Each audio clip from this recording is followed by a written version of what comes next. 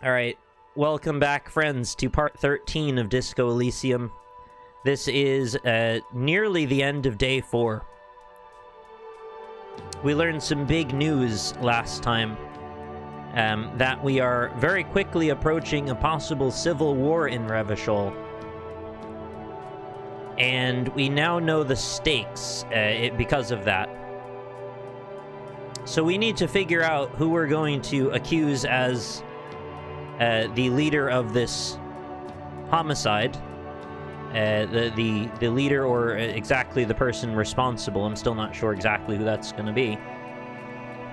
And we need to make that accusation at some point fairly soon. I have a meeting coming up at 10 o'clock.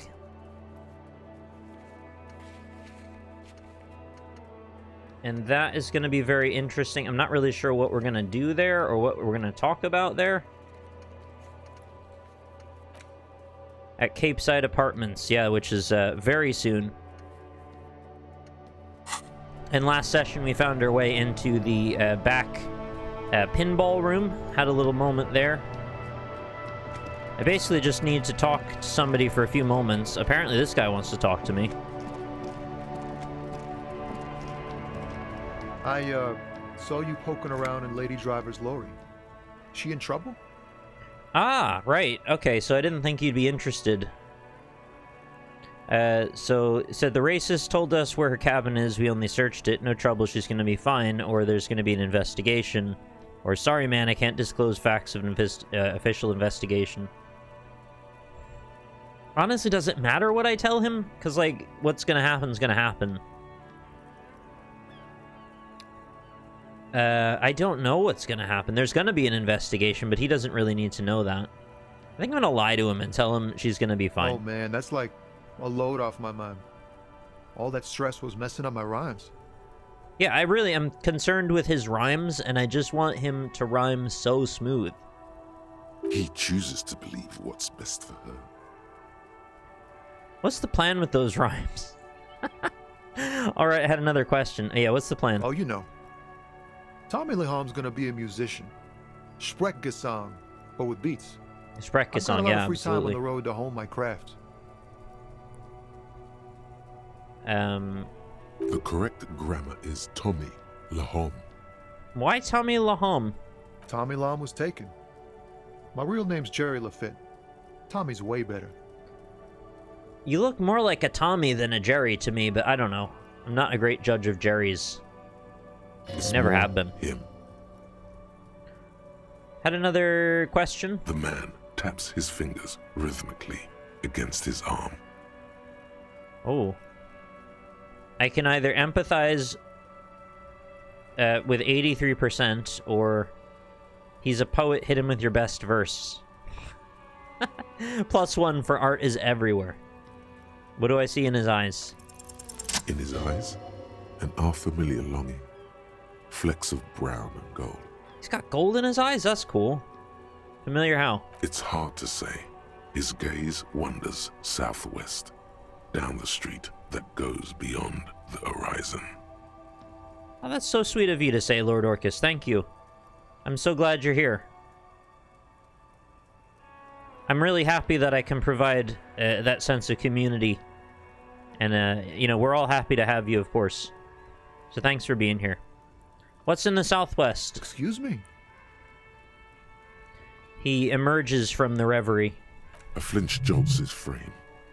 The question has touched a nerve. I'm a cop. I can fix anything. Really, you can tell me. Or, hell, I got longing. I felt something similar since I woke up. I'll just say, really, you can tell me. Man, I don't know what to say. Not much anyone can do. There's no helping in absence, you know? What kind of absence? I miss my family. Oh. They're all I have. My wife, second kid on the way, waiting all the way in Diora. And here I am stuck in this shit, so far from home. Diora? Diora of the Seven Seas. It's on the other end of Le Caillou, pretty much. On another island called Laurentide, off mainland. We've got a little place there. Can almost hear my kid laugh when it snows. Le Caillou is that show that people find slightly abrasive. What's it like to miss someone? What's it like? Good. And bad. An ache that brings you joy. I think of them a lot. I dream up these silly scenarios in great detail of living with them. It comforts me. That's very sweet. What about you, Cop Man? You missing someone? Tough question. There's a pause and a sigh. He turns his eyes to you. Is that what it is? This feeling? Did he drink himself so stupid that he forgot what it feels like to be lonely? And he has to rediscover the feeling, like, one neuron at a time? No, it's Oh, no. scarier than that. You're pursued by a hunter, smelling of apricots and sorrow, and the past. Very Slay the Princess of you to phrase it that way. I miss my gun! I've lost it. I'm fine, man. I don't miss anyone. I miss someone, but I don't know who it is. Or, no, I feel hunted.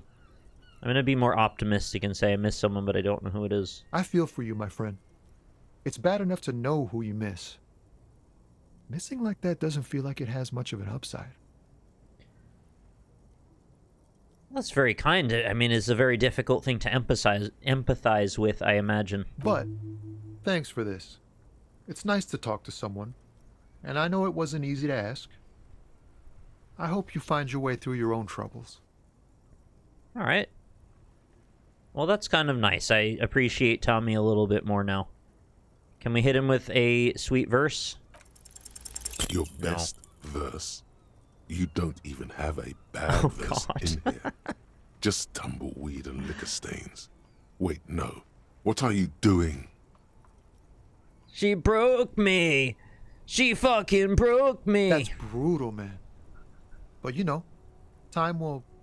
No, stop. He's already mortified. No, Tommy, these are my rhymes. Listen. She fucked me till I bled. Oh, no. That's, Morale. In the name of God, what are you doing?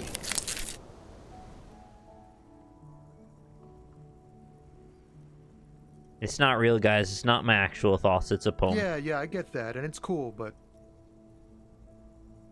I will never be the same again. She's always there. Oh god, I can't avoid saying it now. Fuck the case, fuck everything, total doom. Yeah, I get it. These are your Why did I have rhymes. to say They're this? from your life. Doesn't matter if they're robust, they're honest. So, thanks, man. Yeah. You're trying your best. Thanks for that. He's not lying. He liked the end. Yes, and I also thank you for stopping. We have a murder I'm sorry, investigation Kim. to return to. How about we do that? I apologize for bothering you with that. I did need to spend another 10 minutes, though. Is there anybody else I could talk to for 10 minutes? Oh, I could talk to Cool Guy. Sorry, I haven't committed his name to memory. Still cool here, officer. Sealing. Well, there's not much to say here, is there? It's a boring story, officer. Who cares about the past? This man probably comes from Seaguy, sometimes known as the Apricot Suzerainty, an archipelago in the Samaran Isola. But you're not a local, are you? Very sharp, officer. I'm Serais from the Sigai province of the Serais Empire. The Apricot Suzerainty, you know? Alright. Now, I find it interesting that he talks all about apricots and the apricot suzerainty, and the apricot smell specifically is a thing that seems to really bother our character. That's Kim Katsuragi, by the way. Apricot Suzerainty calls to mind an era when the Seaguy archipelago was colonized by Revachol. It's a bit of a slur, in other words. Oh.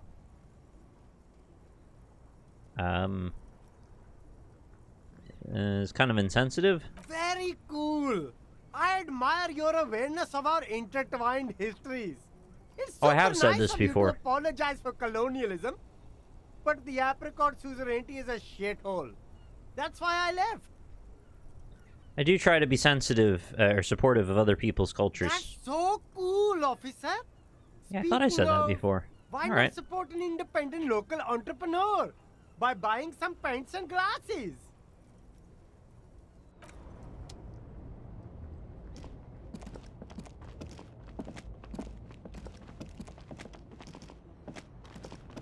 Is there anything I could buy? There are clothes inside. Cheap second-hand clothes, smelling of strangers' body odors. Don't be shy. These are premium class clothes. Good quality fabrics, best retro design. Save the economy with your style, officer. Save the economy? That sounds off. Tell me about the economy. Haven't you heard, officer? We've got to be economically conscious. Recycle your cash, keep it in circulation. Don't buy new things. Buy eco. Silly question, but if I were to go to the place where the meeting happens prior to it being 10 o'clock, and then it becomes 10 o'clock during a conversation I have in the same building, do I have to leave the building and go back in for it to update, or does it somehow dynamically change the setting during that? This doesn't make any sense. Why exactly does the economy need saving? Look around, officer. You see all these premium goods just sitting there, not getting bought? We've got to keep the flow of goods moving. Is this really the economy we want to leave to our children? You're right. We've got to save Mother Economy. But I don't have children, I think. It's just nature. Powerful economies expand, weak economies go extinct.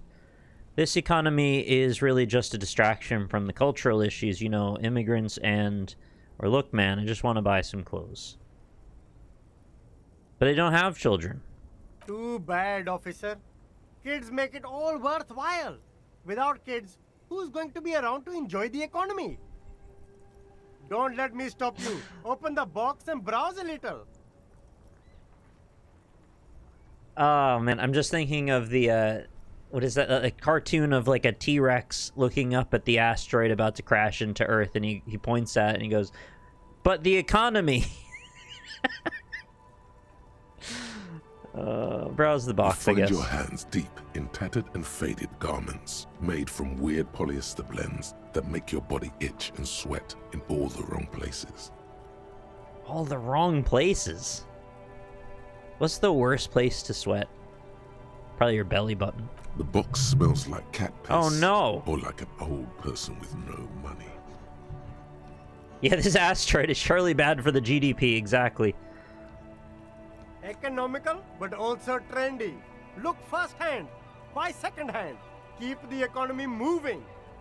The problem with cat piss is that it doesn't wash out. And when you have a cat that wants to mark something, and they mark it, it becomes an obsession sometimes for them, and they just keep marking that spot over and over and over again. Even if you try to keep it as clean as possible, it's like they take that space.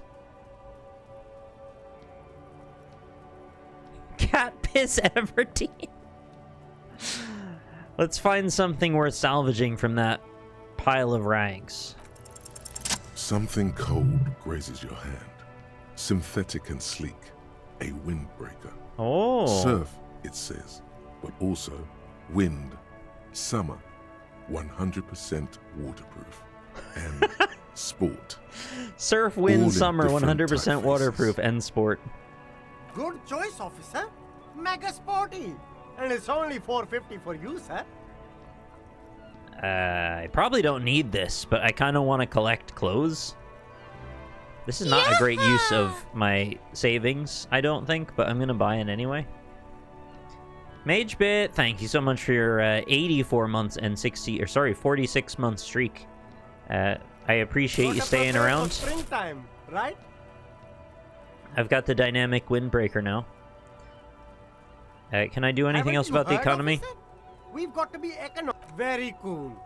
The economy thanks you, officer. All right. The nylon wind cheater is so dynamic it wraps around you like a membrane.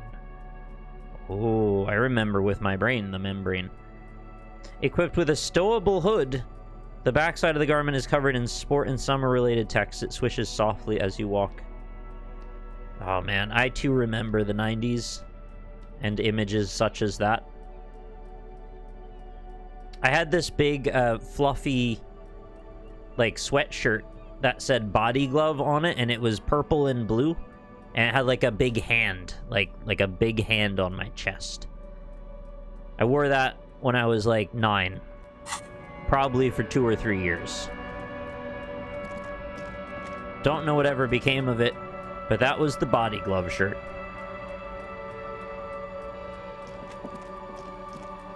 Alright, I need to pass like 4 more minutes. I guess I could just go into the apartments and probably talk to somebody in there.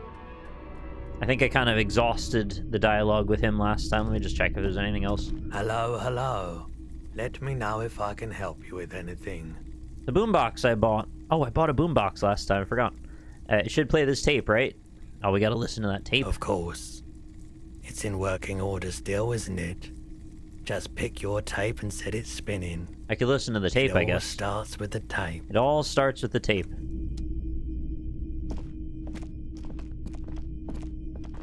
I guess I'll listen to the tape. But first, let's head over toward the apartments. Karaoke today. I don't really know what the what the existing conditions need to be in order to enact a karaoke session. But maybe I have some of them in place.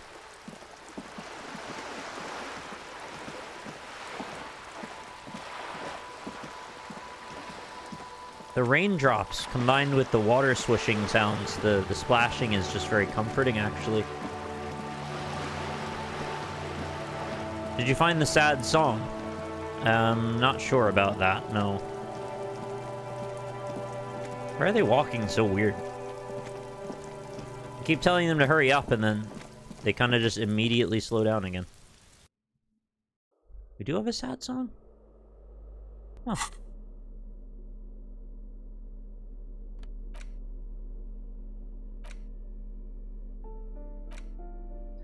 Equip this to play tapes. Oh, cool. It's so big. I like the style of it, too.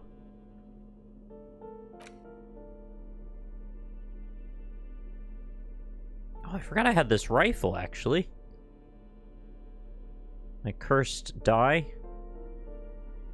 Empty cassette case.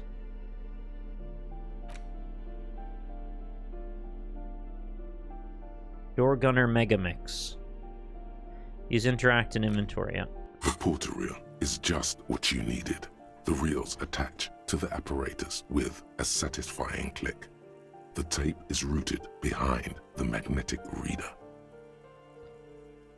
Play it. You push command set, and the tape starts spinning. Is this... Violent static and machine I sounds. hope this is not fill something the really air. traumatic. It might be. This isn't Revachol. This is a fucking village. Dude, this is how I can Revolution almost X see starts. the elephants. Steven Tyler says something like this. You can almost see the elephants. Another loud screech, some kind of machinery. The harbor. That's the son of a Kvalsund crane. Sound of a convulsed crane. Okay. When this shit is done, I'm gonna tear that place up. Soldier of the apocalypse style. Kill shit. Dogs and chickens too. Great. Gonna run a room, Cordy. A real nice... Wake up, Cordy. I don't give a shit. I'm fucking done. I'm done mentally. Somebody attended audio engineering school in Silent Hill. I'll fucking do them all in. Rape that disco cunt on the counter. You know, the dance a whore upstairs. Do it Kohoi style. Never did get that taste out of my mouth.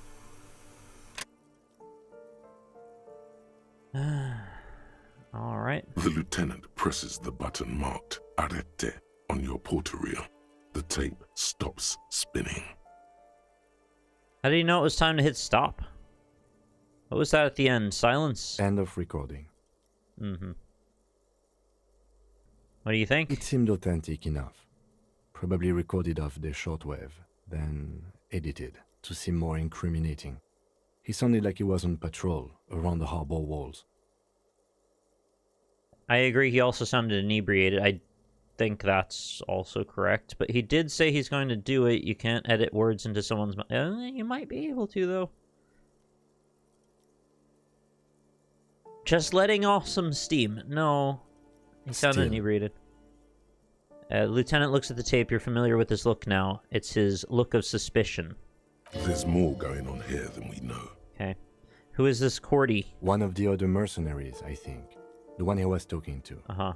A friend of his. What's Kohoi? A village on the Samaran Isola, in South Safre. Oh. Brad committed war crimes there, the kind of thing he told So he us. wants to instigate war crimes. Cool. You think he was there? Who knows? Maybe the tattoos would have an answer. We would We'll need to know find the out about those story of tomorrow. this man's service. Or will we? We're gonna find out the armor tomorrow. What about the tattoos?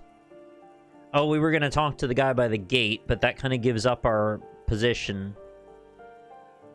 I don't know if we're gonna find out about the A tattoos. symbol of soldier of the apocalypse style conduct in a civil environment. Yeah. Okay, what now? I think we've got a few more questions for Kaasje, don't you? This seems to contradict her testimony. At least to some degree. Well, it seems to, but we don't know if it does. As you take out the tape, the boombox tunes itself back to the cheery Oh, radio again, spewing out beats like it's a Friday night. The best time for beats. The contrast feels chilly, inappropriate even. Well, it's just a radio, it doesn't know. Tools. Put that back. Oh, I didn't know I could put it in any slot. I thought it would just default to the next leftmost one. Okay. Right, so we're here for the meeting now. It's 10:04. That's not the place we want to go. Actually, what room are we even meant to go to? Talk to Kaasje about the Doorgunner Megamix. Attend Stiban's meeting after 2200 at the Cape Side Apartments. Oh. We don't actually know where it is. Just somewhere here.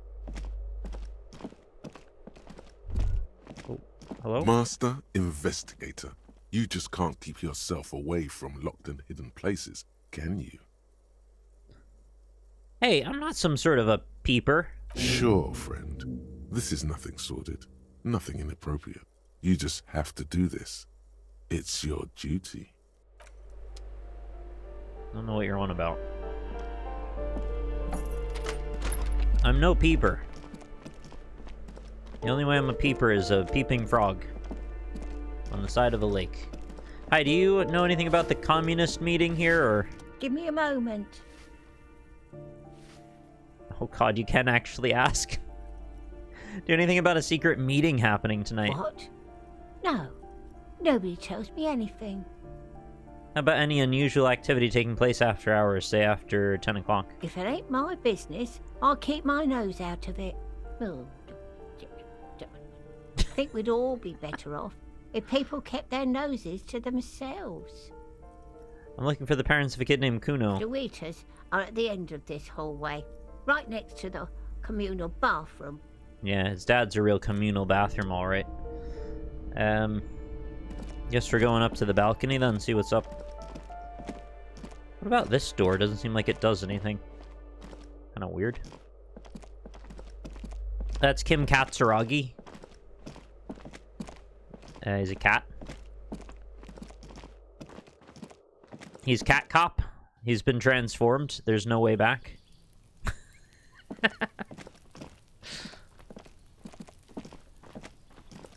Alright, let's knock on doors. That's not the door we're looking for. I betcha it's... No, wait, there's not enough choices here. None of those doors are interactable. This is the smoker's This door apartment. is made of metal and appears to be reinforced. Someone here really values their security. Does the smoker want to have a meeting here? No one answers. Let's go. There's nothing to do here for us anymore. Okay. Oh, I know where it is. Ah, it all just made sense suddenly.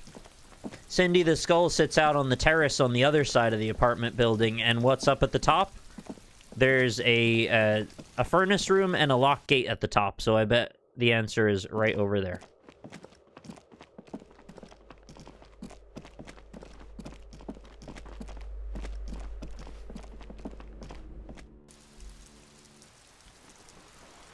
Oh, wrong door. I have to go to this one.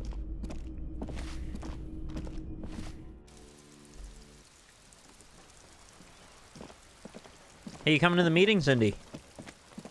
Thanks for the paintbrush again. Hello again, officers. No, guess not. Alright, we'll check your coal room first. Didn't think there'd be anybody here, but just figured, just in case. I still don't know what you do with that. Seems like it's gonna happen. There's gonna be some kind of puzzle or something to do with that later. That's a crowbar locker? Oh, it is? I just figured it was something I couldn't deal with right now. Dang. Well, I took 5 real offer. Sorry, I cleaned out your savings account there, Cindy. I'll pay it back to you in murals. As you approach the metal grill, you can hear several voices having what appears to be an animated discussion. Those the Animaniacs back there. Which one will they get, Yakko, Wacko, or Dot? This must be it. Beyond this door lies the beating heart of radical communism in Martinez. Somehow, the night air softens the smell of trash and sea brine. As the breeze pulls through the canvas like a shuttle through a loom, you catch a hint of something unexpected. Something earthy, warm, and burnt. Earthy, warm, and burnt. What would that be? The acrid smell of Oh, failure. right, of course. I'm so familiarized with that I couldn't even notice. No, that's just slightly burnt coffee. A smell you would recognize anywhere. Wow. Rhetoric and electrochemistry having an argument in my DMs. Just look at these pigs sniffing about after hours.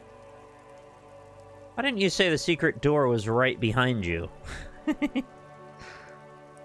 Must have slipped my mind. You know how it goes. I do know how it goes, yes. She gives you a lackadaisical shrug. The metal grill is cool to Is the Cindy touch. actually kind of cool? I can't decide.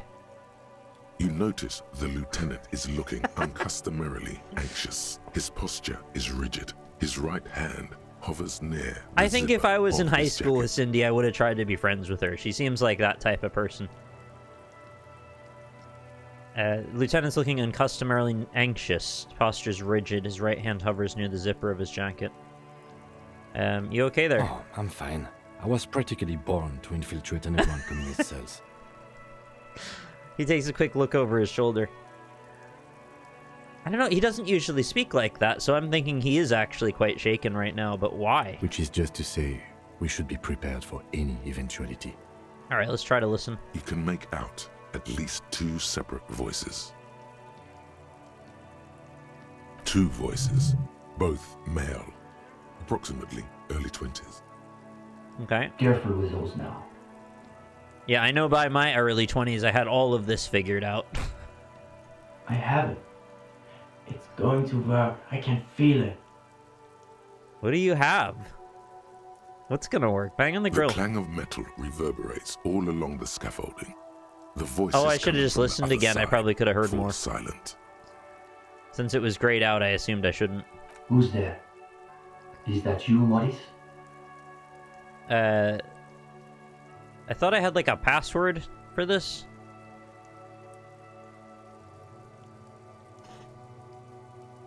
It's not Maurice, it's the police. That's right, it is I'm Maurice. Are you all communists? I'm looking for some communists. I'll say I'm Maurice. Come crawling back already. Get out of here, traitor. I'm not actually Maurice. I'm trying to get organized. Can you help For me? a moment, silence. I'm just messing with you. What's the passphrase? Yeah. Remember Dobreva and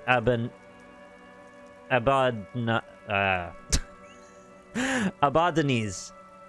That's what it is. There's no response. You begin to wonder whether they've slipped out some back way. No, they're still there. I can feel them. You can feel them back there. Back there. Alright. The key's taped to the back of the door frame. Cool. Just make sure you put it back when you're done, or we'll all be locked out. Oh, that would be really funny if you could sabotage their meeting and lock them all out. And do watch the concrete. It just kind of falls away. Oh. In places. Delightful.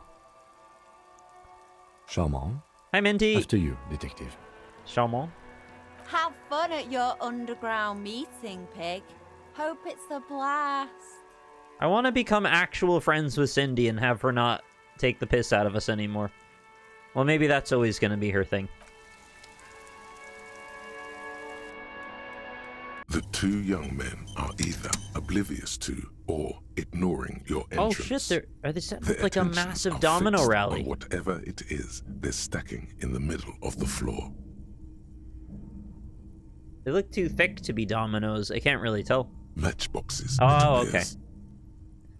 I thought they were like abstractions of dominoes or something. That's a great band name, by the way. Abstractions of Dominoes. I think it's holy, Alexis. Who is this, Steban? So handsome with your beautiful hair. It is.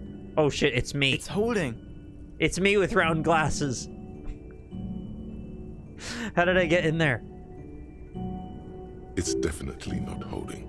Those matchboxes are stacked so haphazardly, it's like they want them to collapse. Is this a metaphor for Revachol or communism or something? Careful, careful. Do you know the concrete just falls away in places? Yeah, I could tell it was going to be animated because they were all 3D models. Well, you know, you tried. At least you tried. Damn, hardly any difference. The young man shakes his head and then looks up at you and the lieutenant with barely any concealed irritation. Yeah, why aren't you concealing your irritation appropriately, Steban? You two. You are late. Barely? I didn't think you could process the passage of time unless I force it forward. They should know the meeting starts at 10 p.m. sharp. His companion looks up at you and squints. Well, if I had gotten here early, you wouldn't have acknowledged me either. One leader and one follower. The most ancient power dynamic. Is it? I don't know. I'm not familiar with the historical path of power dynamics. There's a great deal of tension in this young man's shoulders. Oh shit, it is More me. than someone his age should bear. Meanwhile, his companion inclines toward him, eager to catch every Oh, I thought I was the word one that with the dribbles from his shoulder friend's tension. mouth. Don't let them see you flustered, sire. I was expecting like half a dozen people for some reason. I don't know why. You weren't exactly easy to find, or why am I late? What am I late for exactly? Or play along. My apologies, comrades. I had to be sure I wasn't being tailed by our class enemies. I'm gonna go with that one. The young man considers you a moment. We all have to take precautions, especially during these delicate times. What matters is that you've made it, and that you've done the reading. Oh, I've done the reading. Uh-oh. No one said anything about reading. You'll just have to wing this one. The reading, yes, I've definitely done that. Or it was, what is this reading? I thought this was a revolutionary group, or there must be some misunderstanding. Nobody mentioned reading. Or Kim, did you do the reading? I'm gonna ask Kim. No, detective. The only reading I've been doing is right here. The lieutenant holds up his little blue notebook. He seems to be wagging the notebook at you, as though he suspects you may have forgotten why you're here. Oh, he's giving me a hint. Because he's so kind. I have not had time to seek out pretentious communist book clubs, nor have I done their reading. I mean, if you just need like a base level common ground to have a discussion around. There's not anything that pretentious about It that. doesn't sound like they've done the reading, Steban. Oh shit! Here, now I've done it. Well, this is getting awkward. I'm not sure what you're expecting to find here then. I just wanted to ask him if he did the reading. I didn't want to get you guys involved. There's profound consternation in shit. his voice. You suspect it's about something bigger than your not having done the reading. It's me going to English class. Maybe they can explain themselves. What were you doing with those matchboxes? That's enough for tonight. At least I'll be here if I have more questions. What exactly are you doing here?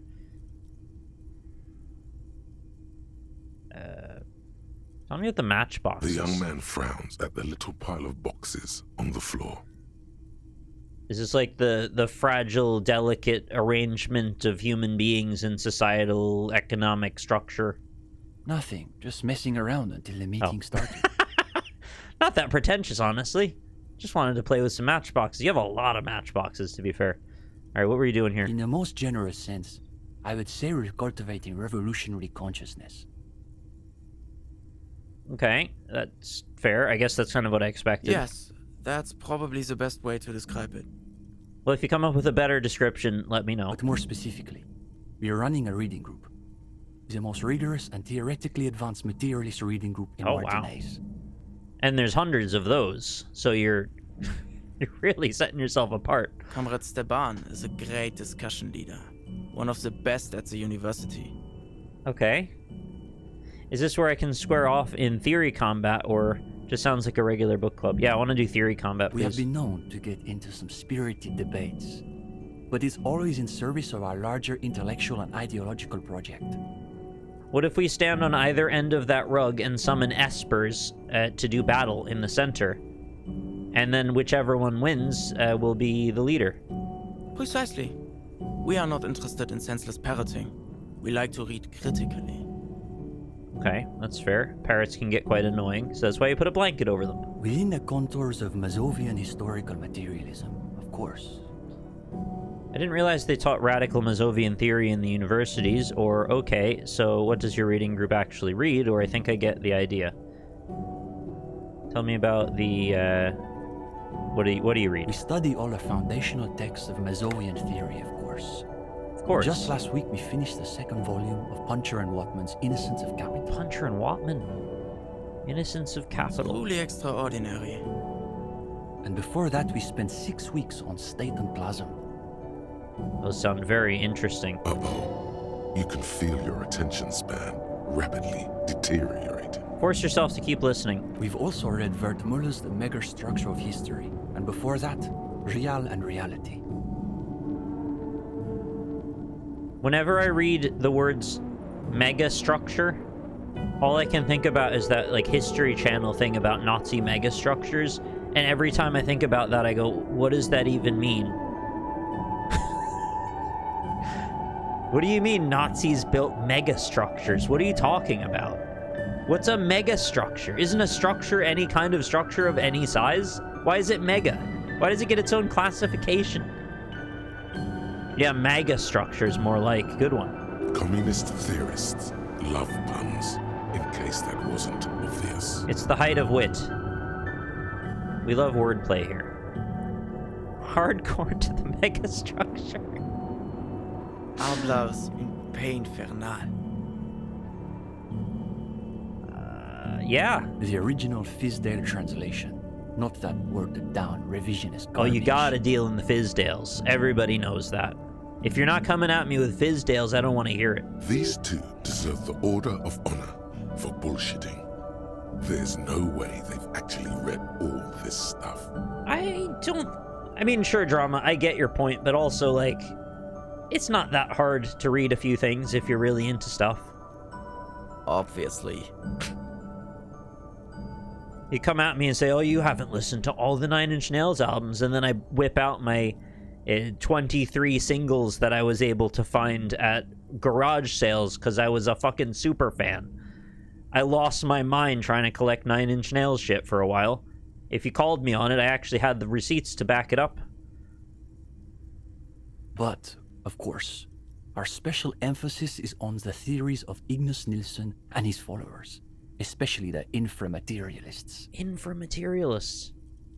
I gotta know about the inframaterialists. You're not familiar with them? No. It's pretty advanced stuff. Sure. You may not be ready for it yet, gendarme. Oh, I might not then, if you think that. Two young men exchange skeptical side glances. Okay, but then who's this Ignace Nilsson guy? Only Krasmazov's most trusted lieutenant, the evangelist of the revolution, and the founding father of the People's Republic of Samara. Is the point of all this to make us think it's this big organized complex structure of like a hierarchy of people, but then it's just like some guy and his underling, and then they're just kind of like collegiate level book club thing? It's just like not really anything. It's hard to overstate how unimpressed he is that you've never heard of this world historical individual. I know about Van Eyck. He also happens to be the greatest communist theorist after Mazov himself. It was Nilsson who first postulated the existence of ideological plasm. Look, if you give me like a week, I could probably figure out a bunch of this stuff. I get it. I'm level 1 and you're level 999 or whatever you're probably not even that, but I'm just learning this stuff right now. If you give me a little time, I could probably come up with some answers. The young man sighs. His companion looks about furtively. Oh, furtive, like the pygmy. Easily forgotten. Where is the rest of the reading group? What do you mean? This is the reading group. Ah, yeah, two's all you need. Me and Kim are the same way. Kim and I. Oh, shit. Fair enough. I stepped right into that one. Sorry, Kim. Lieutenant mumbles under his breath. He scribbles something in his notebook, but adds nothing else. We're in something of a rebuilding phase. We love Kim here. Some of our former comrades didn't have the ideological fortitude our work demands. Oh. Okay, so this is like a metaphor for leftists and how they keep splintering their ideology and pushing people out instead of bringing new people in. So instead of becoming more inclusive so you can find a way to build bridges, you're shattering them and keeping people away. What happened to them? Intellectual attrition is maybe the best way to describe it. Felix said he couldn't keep up with the reading on top of his classwork. And Susanna wanted to read text other than Mazovian theory. Like novels, if you can believe it. Yeah, I can't believe it either. It's nuts. I can't believe it. Poor Susanna. Imagine the audacity of wanting to read a novel in a reading group. Maybe you haven't found the right group yet. We've tried recruiting new members, but unfortunately the current intellectual climate is pretty hostile to inframaterialist thought. These days, if you're on the left, the ascendant schools are the Godwallians and their iconoclasts. Uh-huh. Don't forget about Maurice and the turnips. Forget about Maurice and the turnips. Right. Then there was the whole turnip debacle. Yeah, with the rising costs and the economy, and it was like a Wall Street trading thing for a while with Animal Crossing. It was a Whatever this turnip business is about, one thing is perfectly clear. These young students have a much deeper understanding of communism than you do. Maybe? You could learn a thing or two from them. If you can convince them, you're one of them. But also, Rhetoric, you're rhetoric, and I understand your implicit biases for being rhetoric. What about Cindy? Is she part of the group? Cindy is... how to describe her role? Please describe her role. Something of an ideological auxiliary, perhaps. Ideological auxiliary. So she's adjacent to your thoughts. Yes. That's exactly how I would put it. And naturally, we support her radical counter-liberal aesthetics. Oh, like a useful ally, but not really on the same page, I think. More like... But she refuses to submit an essay, so we can't call her a member of the group per se. She's too chaotic to subscribe to your book club. That doesn't stop her from using the room for studio space, of course. Okay. Can you tell me about the turnips? It's an unfortunate story. You see, Our ex-comrade Maurice is something of an economist. Okay. He's studying macro and microeconomics. Oh my god, you can't do both. That's too much. Well, a real intellectual, it sounds like. You pick macro or micro, you don't do both. Right. So a few weeks ago we were discussing the extra physical capabilities of the revolutionary state. And Maurice said, what were his exact words, Ulex's? Ulex's. Is this supposed to land super different for people with a very different understanding of how these sorts of folks tend to talk? Because I think when I was about 16, I could have easily been in the receiving end of this and not seen this for what it is. But with a little bit of time and life experience, you've kind of run into enough folks that they posture a lot. But I guess we're not supposed to be naive. You know, we're this character. We're Harry and Kim. It was unbelievable. He said, turnips don't care if they are grown by communists, moralists, or Vulcan. Uh-huh. They grow just the same. With you so far. Just a minute. Steban, Ulixis. Why do those names ring the faintest of bells? Oh, they're so faint. So faint I can't hear them at all. You should get to the bottom of this when you have the chance. Conceptualization. I mostly trust conceptualization, right? I don't think there's been a lot of dissonance in their messaging. Basically, he was rejecting the whole foundation of inframaterialist theory. Okay. Go along with it. Susanna said that he has been hanging out with some non-communists lately. Is that frowned upon? Do you not think that with the proper argumentation, you should become immune to the potential effects of being near someone who could potentially talk you out of it? For us, the question boiled down to, if you don't even accept the basic ideas of Nielsen and inframaterialist theory, why are you in the reading group?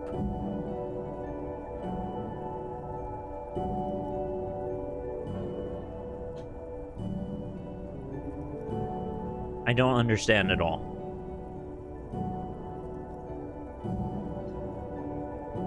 Turnips don't care if they're grown by communists, moralists, or Welkin. I understand that. They just grow the same, yeah. Inframaterialist theory. There's not enough to grab onto there.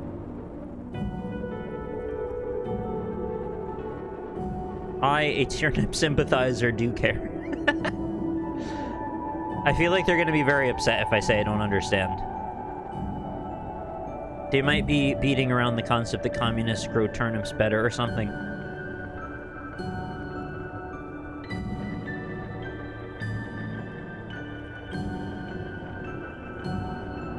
Okay, I totally understand. Of course you do.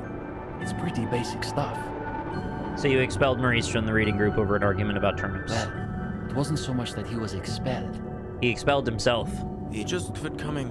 We haven't seen him around for weeks. Oh, okay. Well, maybe Maurice could come back then.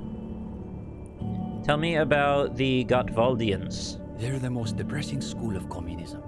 They love writing long books with a patina of Mazovian theory to cover up their cheap psychologizing. Oh, Minty says, I believe it has to do with the way ideology doesn't always manifest changes in reality as if like magic. Oh. I think I need a little more connective tissue to get to that point, but if that is truly the point they're making, then that's a cool point, and I appreciate that. And that is something that I actually think I should read adjacent information about, because I kind of struggle with that problem right now, in reality. Connective tissue is that theory without praxis does nothing. Can you please define praxis, please? Sorry. Right, so we've got a depressing school of communism, long books with patina of Mazovian theory to cover up the cheap psychologizing. A gang Action of any cheap sort, thank you. Psychologists and intellectual midgets. Typical Gottwalders, in other words.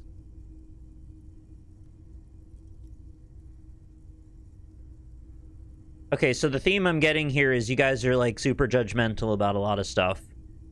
Maybe you have, like, a reason or two, but it doesn't always necessarily map to anything, really. It's just kind of like, we're looking for reasons to exclude you. It's okay for Uli to say that, because his dad is from Gottwald. What's so bad about psychologizing? Do you think all the problems in the world can be reduced to repressed sexual urges? No, probably not. Well, there you have it. You're not a good Wildian, then. That's very reductionist, isn't it?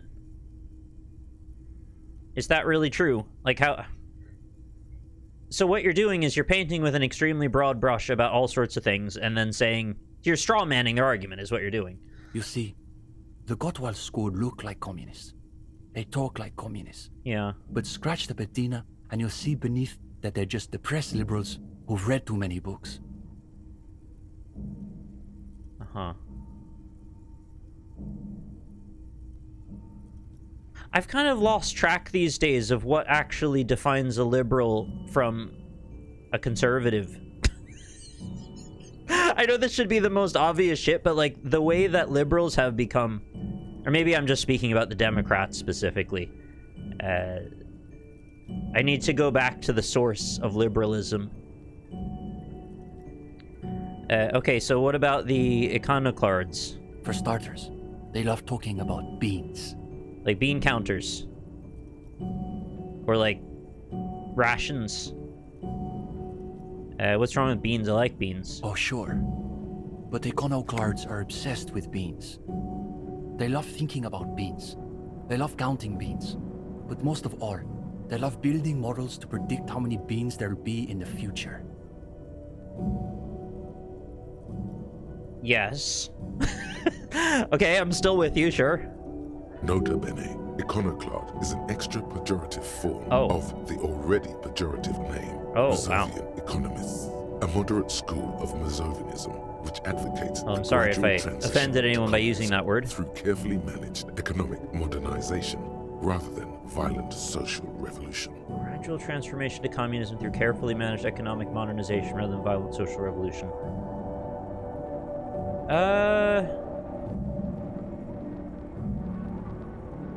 Moderate school of Mazovianism. That sounds better to me. I mean, I really don't like violence.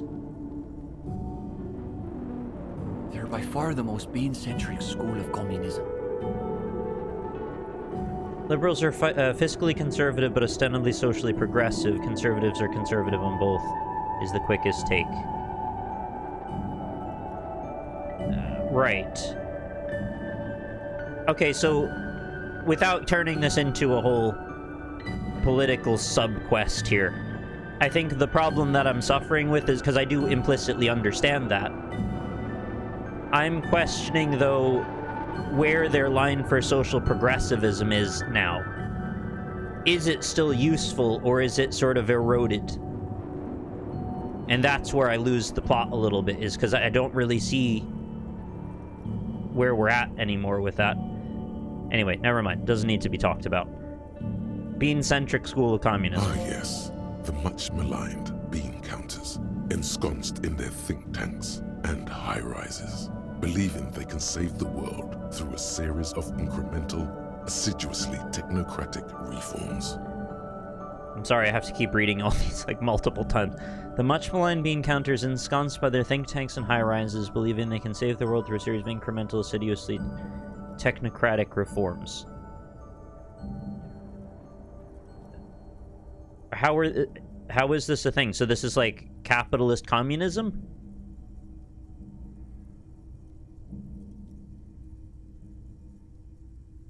But isn't it good to know how many beans there are? What's wrong with making progress through moderate economic reforms? The problem is you spend your whole life fighting and never actually find any change. But on the other side of things, if the reason for change becomes so deeply rooted that the people advocating for the change truly get through that wall, maybe the change becomes more firmly entrenched and longer lasting. And the political pendulum takes longer to swing back. Maybe? We're really in the weeds right now. Okay, are the beans a metaphor? If only. No. They've got all the beans accounted for in their asset sheets. Their quarterly budgets, their future projections. But for some reason, there are never enough beans to go around. So we've just got to cut our bean rations in half. So you're using the beans as a literal metaphor. And next thing you know, there are budget cuts. Or a metaphor so made now literal. we've got to cut the bean rations in half again. Like that old Looney Tunes. Was it like Porky Pig and he's cutting a bean into tiny paper-thin slices? You see, iconoclasts claim to be communists, but in reality they're just liberals with hard-ons for spreadsheets. Okay, so what about the liberals? Are they liberals too? He's gonna be like, no, of course not. Of course not. The only people who actually call themselves liberals are now I finally figured it out! I did it! Of course not. The only people who actually call themselves liberals are mouth-foaming reactionaries. Basically indistinguishable from fascists. You'd need an X-ray machine to tell the difference. Right, so can I apply for my degree now? May I just apply for it here? Can I do it in this room? Indistinguishable from fascists, you need an X-ray to tell the difference. I want to know what he thinks you could X-ray. I've heard enough, let's talk about something else.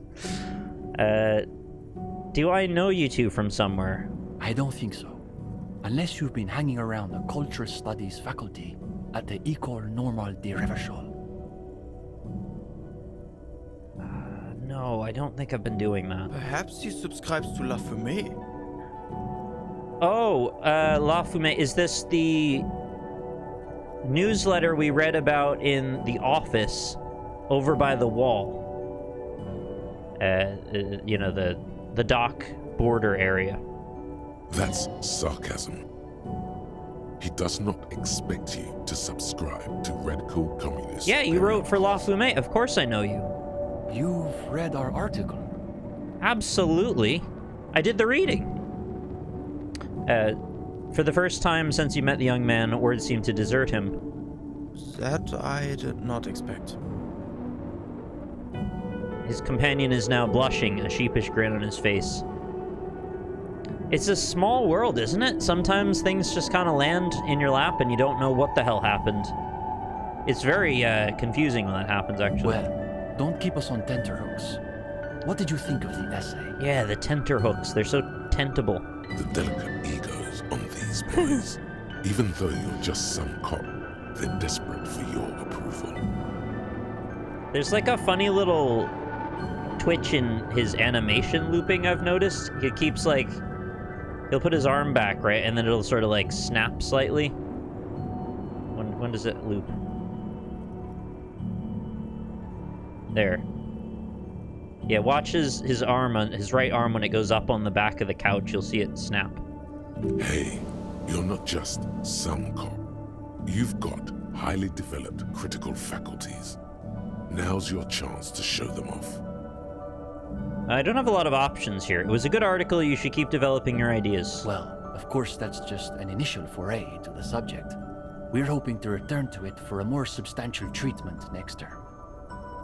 Yeah, I liked what you had to say about the racing bit. That was great. In any case, I'm glad our piece found its audience.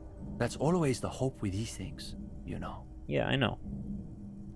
Is the reading group accepting new members? We typically only accept new members once per semester. There's this whole process with essays and presentations on essays. Yeah, Cindy wouldn't do the essay.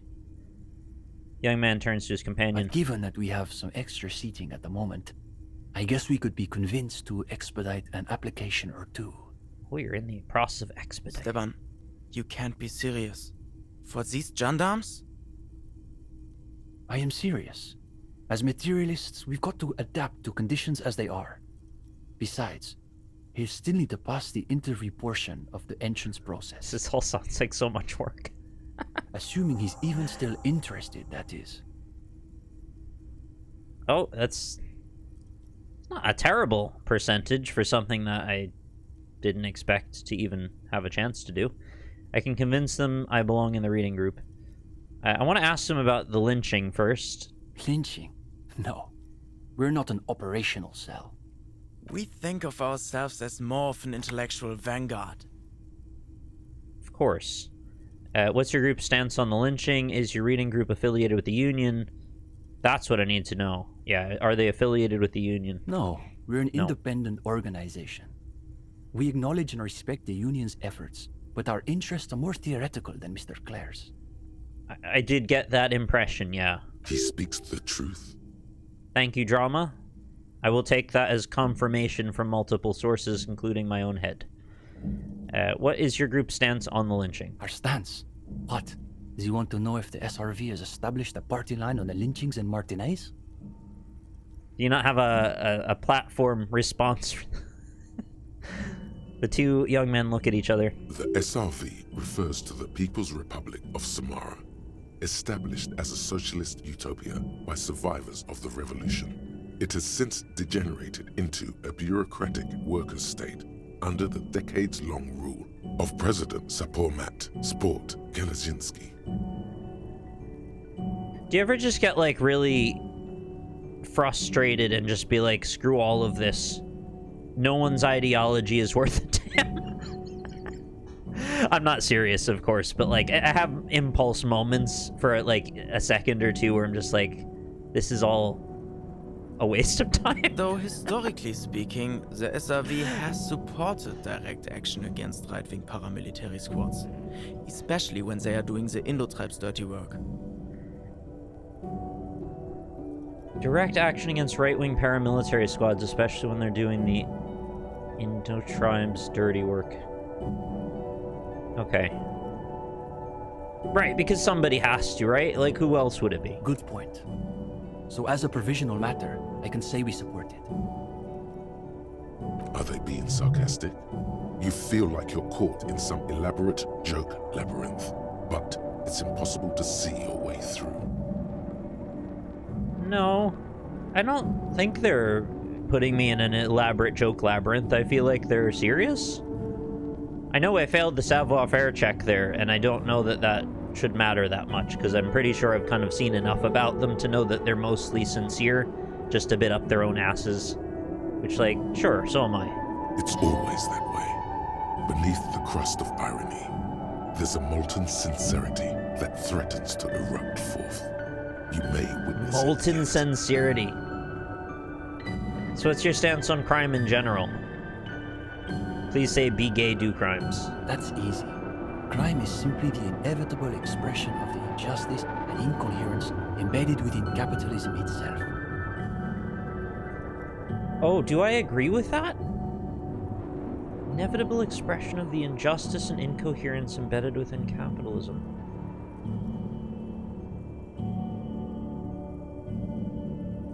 I think I have to think about that for a long time, but a lot of those words make sense with each other. Huh. Possibly some wisdom from Steban, thank you. It's a symptom, in other words, not a cause. Yeah. Yeah, see, that's the thing that I've spent a lot of my years trying to figure out. Because we've really got it beaten into our heads since we're children. You know, if you do a crime, personal responsibility dictates that you are responsible for the crime you've done. Yes, of course, everybody knows that. But then the second layer question is, what were the external forces that led you to do that crime? And that's the part you're never really told about at all. The school system does not talk about those secondary circumstances and the systemic issues that lead to people being put in positions where they're forced between two decisions that both might be unfavorable. So, yeah, level 1 is figuring out personal responsibility. Level 2 is learning how personal responsibility factors into a larger, interconnected world. And Steban sounds like he's at least got a handle on that, so good. He waves his hand as though this is all there is to say on the subject of crime. Well, that's not true. There's a lot to be said about that. His companion can barely suppress a yawn. Are there any operational communists in Martinez? No, unfortunately.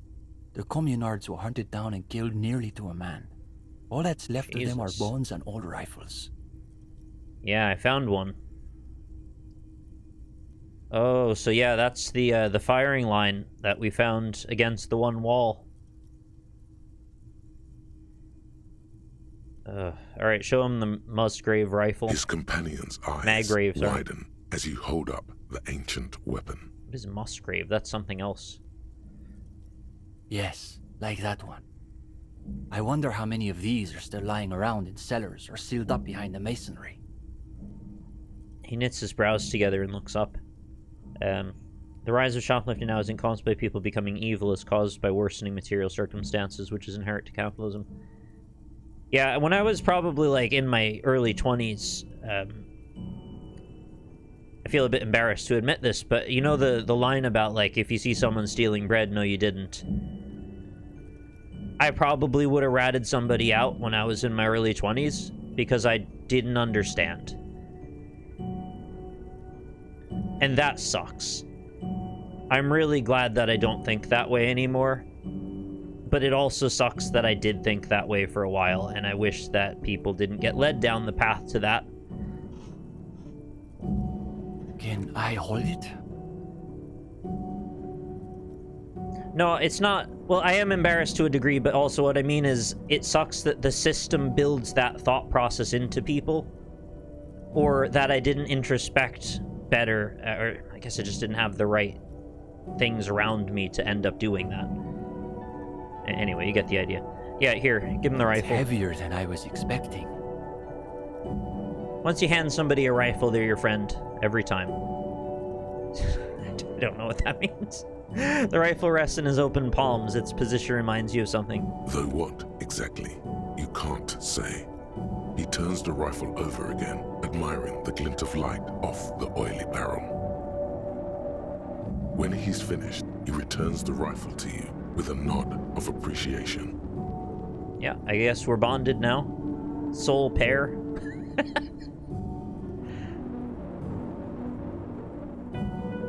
Oh, I completely understand you, and yeah, and breaking people out of that is really important. I really hate saying it that way, because it sounds like I'm trying to do a Matrix thing, and I really get frustrated how often that comparison gets made.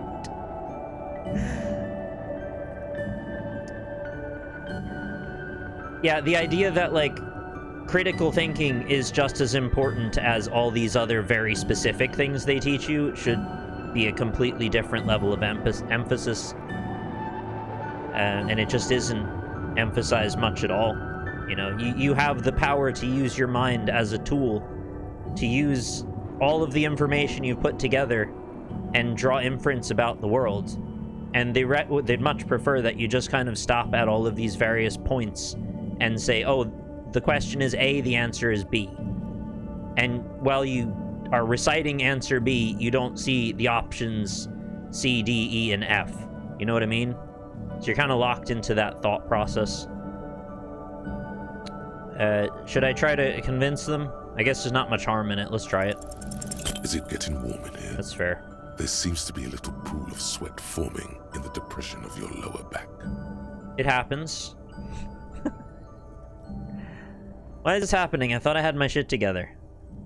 You did. Oh. You must be extremely nervous for some reason. Definitely not sweating. No, sir. Dab the sweat with your shirt. Yeah, do that. Excellent work.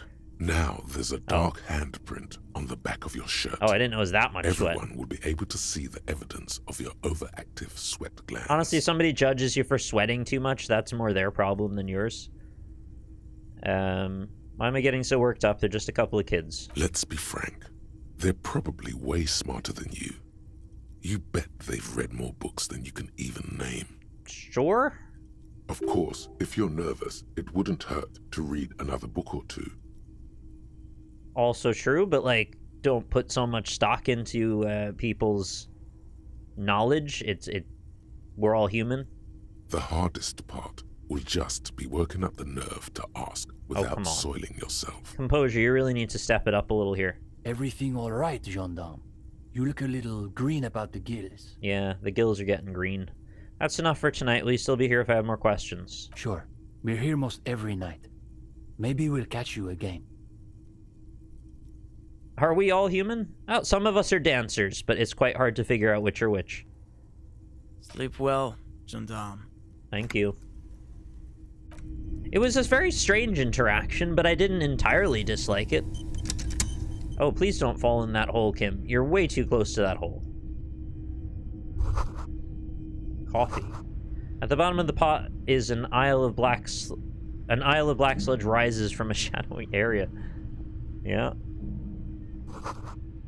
Under the cobblestones, communism.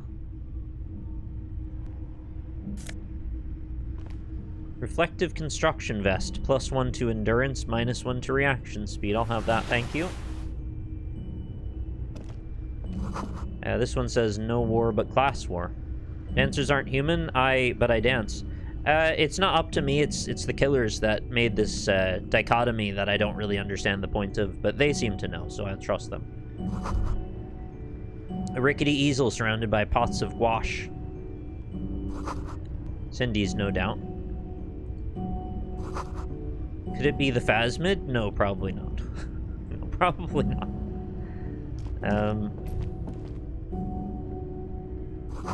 Try not to think about the cracks spidering out across the floor. I'm, like, slightly worried about their safety in this room. That crack is, like, all the way across the floor, and this is, like, big chunks are missing, so I'm gonna get out of here.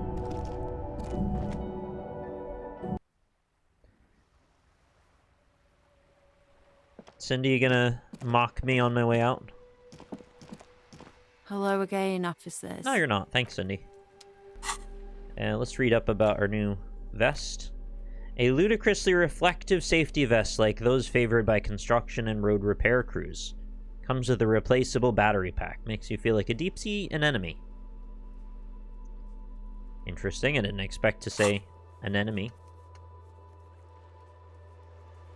So joining the reading group is the next option to do on that. Oh, I haven't considered internalizing any thoughts in a very long time. I probably should do that.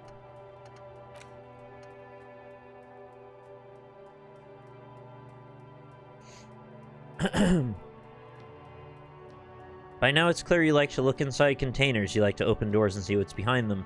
Maybe secrets, maybe more juicy containers. Let's be honest, you like all containers. Trash cans, utensil trays, manholes, coat pockets, secret containers left behind by the Philippine kings that hold forbidden relics. Okay, you haven't come across one of those yet, but one day. Wait, is that why you're so hellbent on opening containers?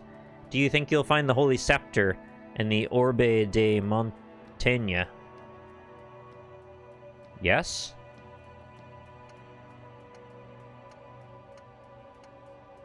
I guess I'll internalize the Jamrock Shuffle.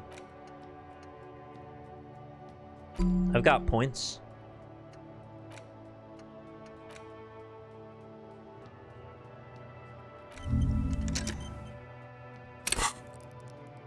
Still got more points even.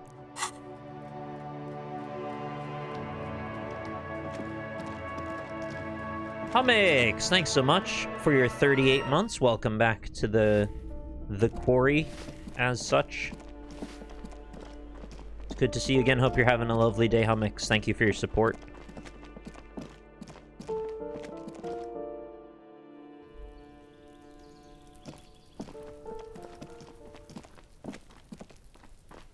I'm gonna put away my crowbar because I don't really need that right now.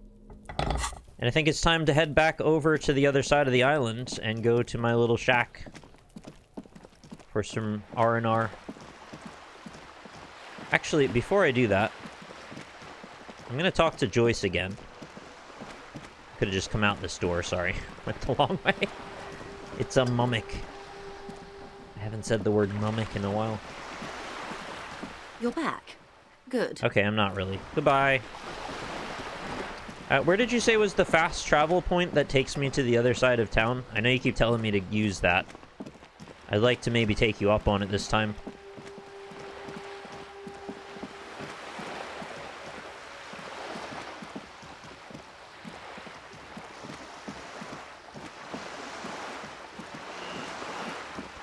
Outside whirling in rags.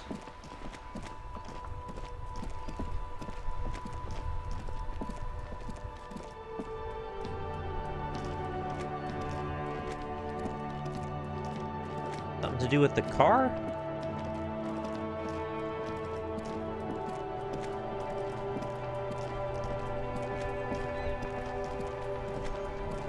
Oh, you just opened the map. Okay. I haven't looked at this in a minute. The dented yellow mailbox greets you with its graffito. Bullet. Never mind.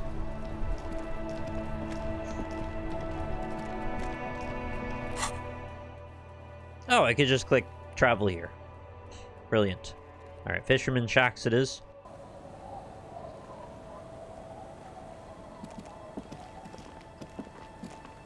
Hey, you have anything new for me, Grandma?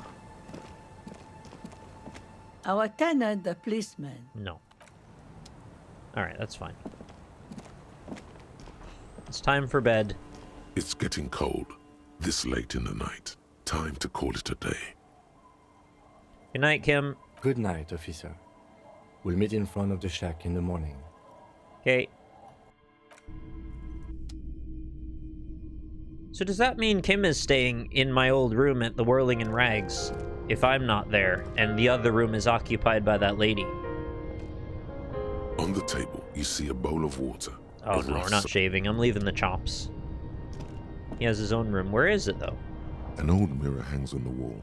You see the reflection of your face in it, adorned with the expression. Put skill points into electrochemistry to open this white check. I still want to know the origin of the expression to a degree. Electrochemistry is only 2, but it could be 3. 3%? My god! It's impossible.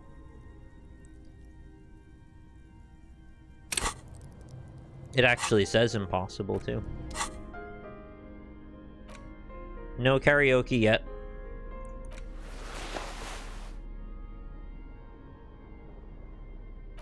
It seems like, although I have a couple of points here to put into it, it's probably still going to be very low.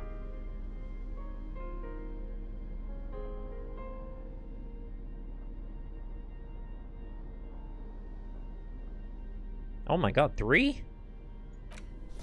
Wow. That's a look. The most electrochemistry possible.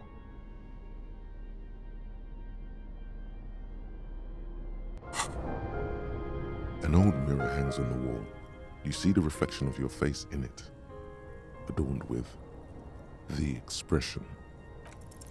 Still not happening. It won't come off that easy. I had to try.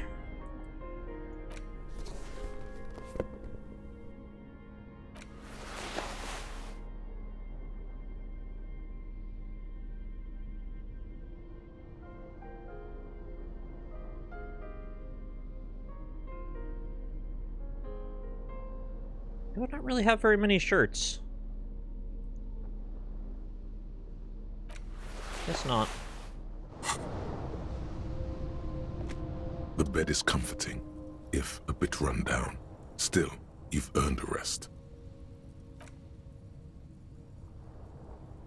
The bed underneath you is soft, if lumpy. Waves wash the sand underneath the hut, then grow distant to your ear. In the quiet hum of the organic heater, you fall asleep.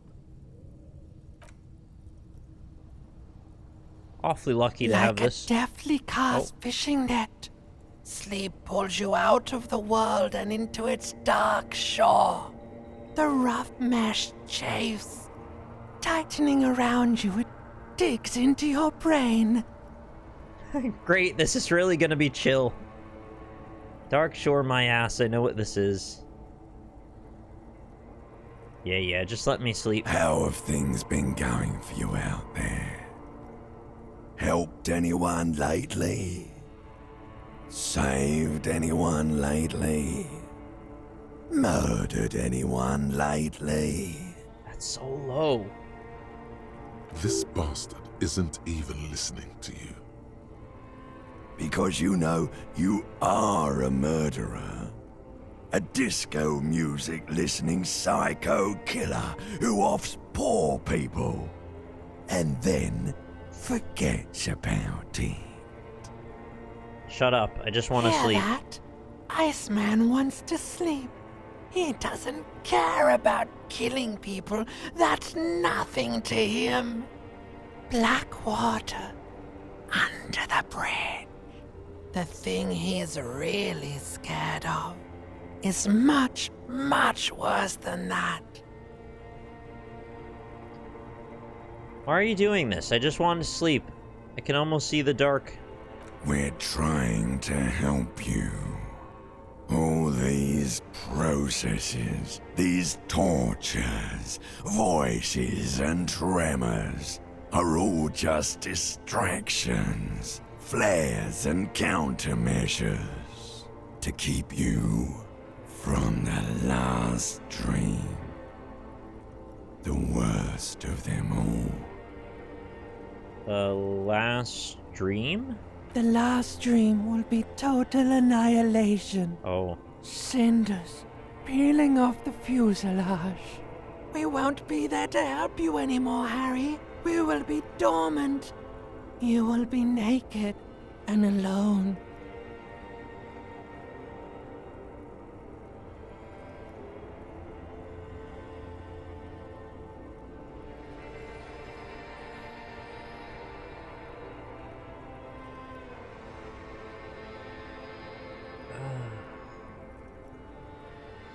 Don't want to think of either of those things. Oh, but you will.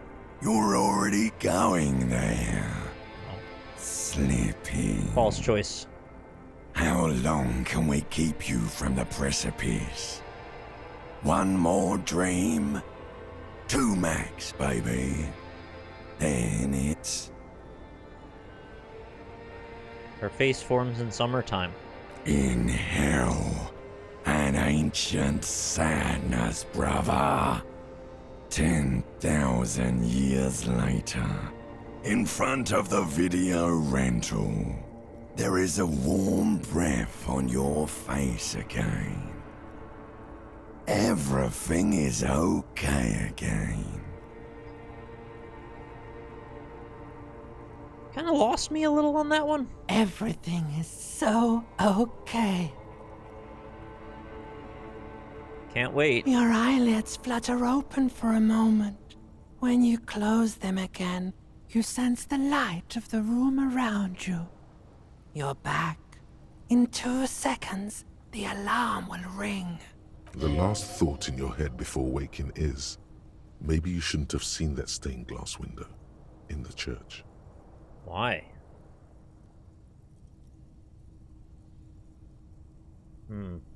Open your eyes. Sort of ominous. My dude, do you never sleep in the bed?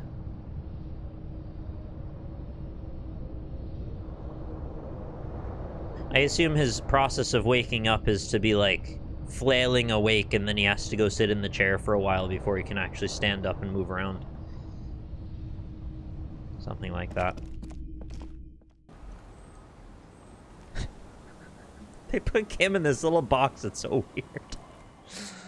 Time for a save. Come on, Kim. Hello. Yes?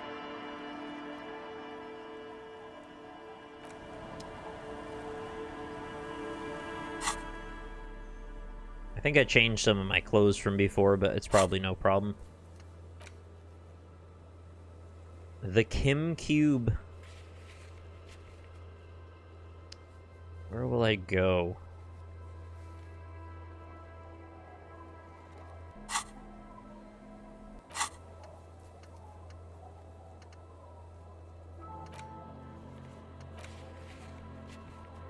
don't really want to ask about the scab leader. Oh, so there's 2 things to talk to about with Kaasje.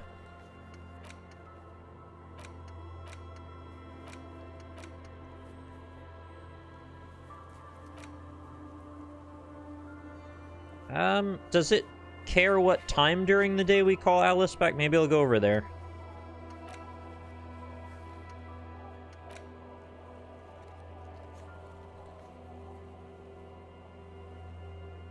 Huh. We still have to figure out about Sylvie. Just keep searching for the caller, but I thought there was another hint that said maybe Sylvie was the person to talk to.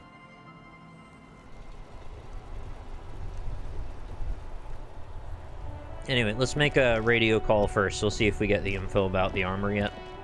Inside, you see a set of steering levers, I know all about a that. radio microphone, a pull-out toolbox, and the soft... Radio? This is Precinct 57. How may I assist you? Did you find any more about the owner? Sorry, sir. I still haven't heard back from the database people. Okay, so even though it is today, I still have to do it later. I'll try calling Sylvie again. Just a second, officer. She was not happy to talk to me last It'll be time. Malaika on the line for you, officer. Yes. Hello? Hey Sylvie, it's the police again. Oh, great. What else do you need, detective? Was it you who called the police? No, not me. But why didn't you call? Didn't a corpse behind your workplace bother you? What? Of course it bothered me. But I thought the union already knew about the corpse. What does the union have to do with anything? No one calls the police. The union would get angry. What do you mean by that? You know, what the union says goes. People listen to them and they take care of their own, which is like everyone here. Garbage. Uh-huh. Classic authority. Tell me, why exactly did you let a corpse hang in your own backyard for weeks instead of calling us? Or I see. Maybe there's something else you can tell me about?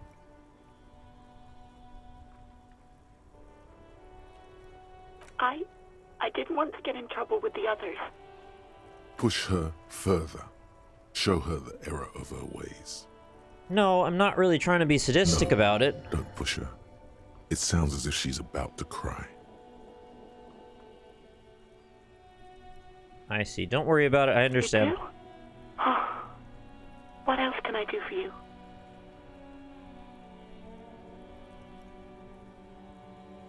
Do you know who made the call? No, sorry. I don't. People don't have the money to have the cables put in again. They use the union's phone, or the one on the coast.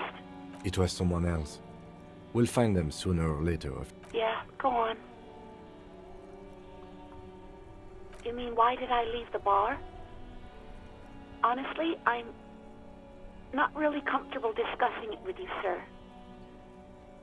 I think I know already, but why aren't you comfortable? Let's just say I left because I needed to get away from someone. Get away from whom? You know whom. You think you hear a sliver of accusation in her words. Don't be paranoid. She's obviously talking about someone else, not you. You mean me? I really don't want to talk about this. Let's just forget about this, okay? Maybe, I don't know. I just know I have to take some time off right now. You hear the call breaking up. Anything else I can help you with, 57? In the cabin, you see... I thought there'd be another layer to that maybe, but that was all just stuff that I never probed from the very beginning. So I guess I have to talk to Kaasje, and that's really my next big goal, I guess. Figure that out. Do you know who's in the union? Them. As well as several others. Although I might be surprised that that there might be people who are in it who haven't been clear about that. Yeah, it's a very good game, Antoni, I agree.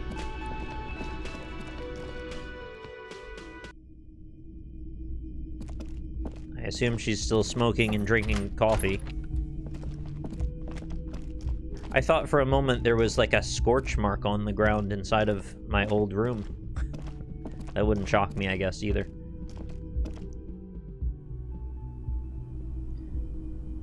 She's afraid of the union, and are you in the union? No. We are trying to cooperate with the union, but we are distinctly not them.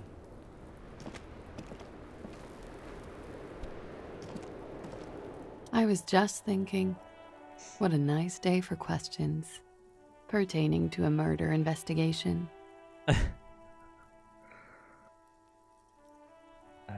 Nice room you've got here. Yeah, it's pretty deluxe. It's fine. No one likes to talk about their dirty laundry, and their empty bottles. Maybe if you phrase it emotionally. You have quite the collection of prescription drugs. That door there, did you know it leads to a downstairs elevator? That window is new. Emotionally, huh?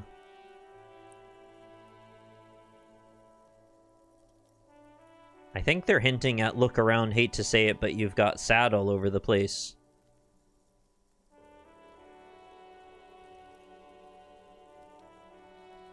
The first one is the most reasonable question. What are you doing here in the Whirling in Rags? I'm wintering. Wintering. Oh, okay. How long have you been staying here? About 4 months.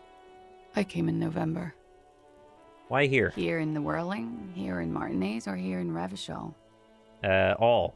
Here in the Whirling. Because it's the funkiest building in Martinez. And because all the other buildings are bombed to hell. That makes sense. Let's do that again. I'm wintering. How long have you been? About 4 months. Why Here here? in the Whirling, here in Martinez, or here in Revachol? Let's do Revachol. I always wanted to see the only city in the world in the worst time of the year. It's a tourist thing. Pretty specific. This is by far not the only reason she's here. And she isn't really hiding it either. I believe rhetoric in this case. Let's do the other I'm one. wintering. How Martinez. About 4 months. Here in the Whirling, here in Martin. I heard this is where the washed-up disco has-beens go. You came to the right place, or you're too young to call yourself a disco has-been, or no, this is Sassy Town. It's where the future of dance lies. You're too young to call yourself a disco has-been. I'm really not. Alright. That window is new. It is. She moves slightly to your left to check her reflection in The it. lieutenant makes a note in his notebook. He finds the answer unsatisfying. Well, yeah, I think we all find that somewhat unsatisfying. It's just a 2-word answer. Did you know the door there leads to a downstairs elevator? I did not. Mystery solved then. I kept wondering where it led. She takes a drag of her cigarette and smiles. Okay, so Kaasje knows about the door now. There may be more to this mystery at some later time. She's holding back. Let's make a mental note for now. She's holding back. Alright, it's an old pinball workshop then. Okay. I'm glad someone's had fun. Yeah, let's tell her about the peephole. A peephole? You mean like a hole in the wall? Yes, looking into your bedroom, miss. The unmade bed is visible through the glass. Okay. There's a pause as she processes this information. A jitter of fear and disgust moves through her body, beginning from her shoulders and ending in her hips. The cigarette tastes foul to her now. Do you think this is somehow connected to me? It could just be a coincidence. It could be connected. We don't know at this point. All 3 of those are the same answer. There's nothing conclusive about it could be connected. We still don't know. Okay. Do you have any way of knowing how long it has been there? Unfortunately, no. But if I were to guess, long enough. The perforation is under the bookshelf on your wall. It should not be hard to cover with some tape. Well, we talked to Garta, who's going to come fix it personally. I'm surprised he hasn't done it by this morning already. If it is recent, who do you think made it? Shit. I don't know. Maybe it's been there for a long time. Maybe the local kids use it or something. I don't know. I'll be fucking covering it up with a lot of tape, that's for sure. Was there anything else back there? There were tracks on the floor. Huh. This isn't good. She's straight as a stick, suddenly. Mm-hmm. She flicks the ash from her cigarette absent-mindedly. She's lost in thought. Eyes narrowed, forehead furrowed. I guess we'll do the you've got sad all over the place one. Yeah. I've contaminated it pretty bad. Is that why you're out here? The contamination spreads from room to room. First, I escaped upstairs. The sad got that too. Oh. Then I found the handle for the summer door. What is the nature of this contamination? For me, it's a mix of me with a lack of cleaning services. How about you? Talk around the establishment is, you have an industrial sad spill in there. She taps the roof with her heel. Somewhere below, military-grade sand is dripping off the walls. You should say the first thing. It's honest. It will lead to introspection. You should say the first thing. Something is bad. Point to your head in my head in the past. Okay. That's where it always comes from, isn't it? From the head and from the past. It's a feeling, white and filled with doom, gaseous, invisible, deadly, it's everywhere. Sounds like an advanced form of what I've got, with a bit of old love sprinkled on top. Probably, yeah. Love is terror. Oh. She breathes in a large billow of menthol-infused smoke, savors it, and lets it out slowly. You got quite the collection of prescription drugs down there. Thank you. I've put a lot of time and effort into it. She says without any discernible irony. Technically, possession of narcotics is legal in Revachol, but you should still reprimand her. Get off it, authority. No, don't listen to the stiff. Be cool. It was quite impressive. How did you amass such a hoard? With money, sir.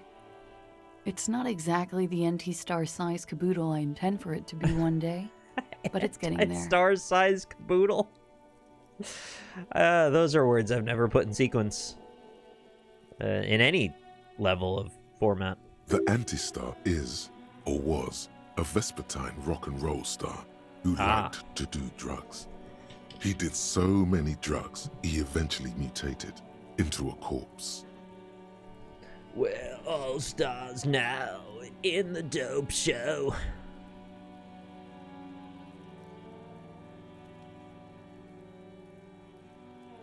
I don't really want to badger her about this, so I guess I'll just say that's as far as it goes. Okay. Occasionally some of her voice lines are like 60% louder.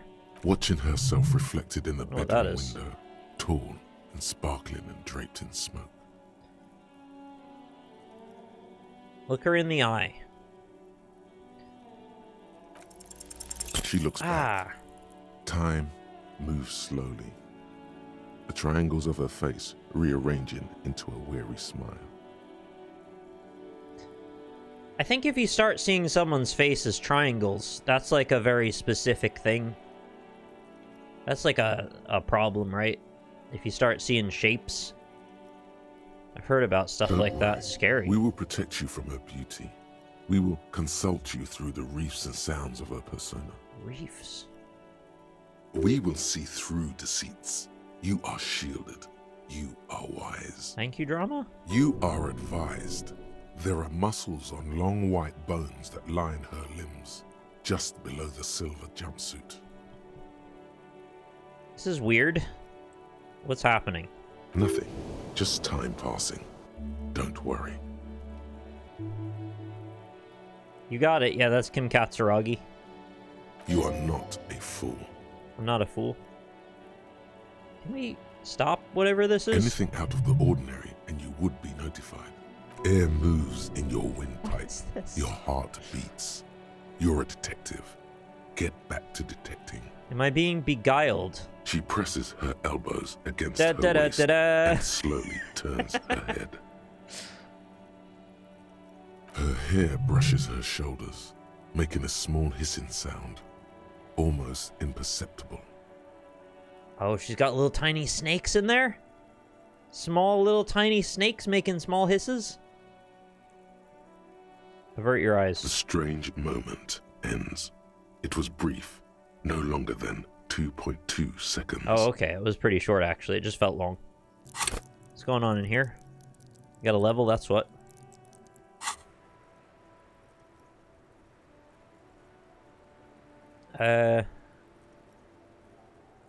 So let's talk about Titus. Hardie gave us a recording where the deceased states his intention to commit rape. She puts her coffee cup down. It's the big one. With a soft ring, as the porcelain meets the metal table. Where's this table at? Oh, over there, I see it. So it's on the left. This does not surprise her. Okay. Did he? I never said he was a good man, or that he had good intentions. Only that he was never bad to me. She doesn't care. If anything, she sounds amused. On this tape, he specifically identifies you as a target. Where did they get this recording exactly? It's intercepted radio chatter of the deceased, recorded via a de-encryption station. It's authentic enough. Does he say he's gonna do it Soldier of the Apocalypse style? Very similar, yeah. Something to that effect, yes. The phrase was used.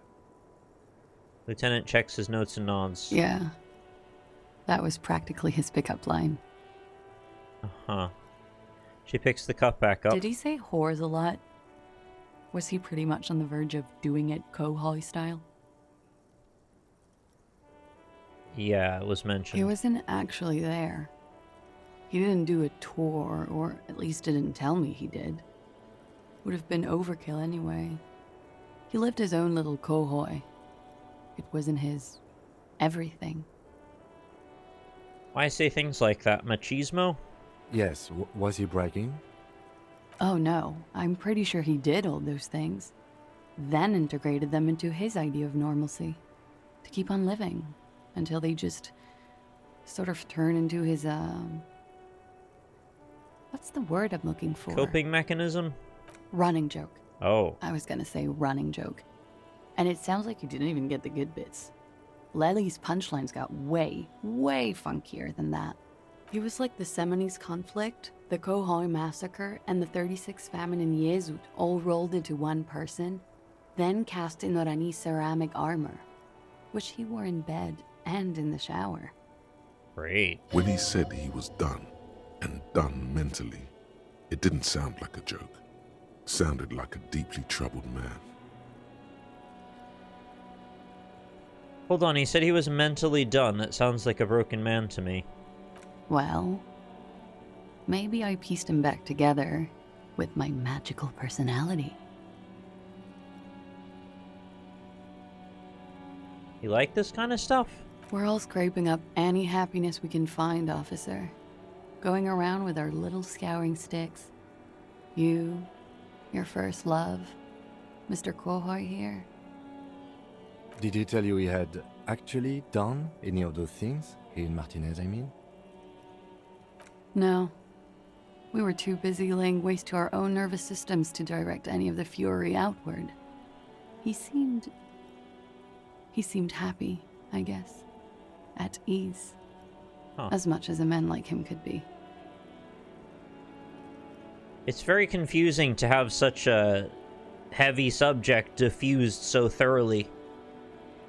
And to make it sound utterly mundane and, like, banal, it's like nothing really here to talk about. There is a small measure of pride in her that she could quell the rage in such a being. The I can fix him trope? Thank you for clearing that up, miss. Whenever you're ready. I'm interested to hear what Titus Hardie has to say now. I don't know, he always has something to say, and it's usually something about clowns. She takes a very small sip of her coffee and smiles.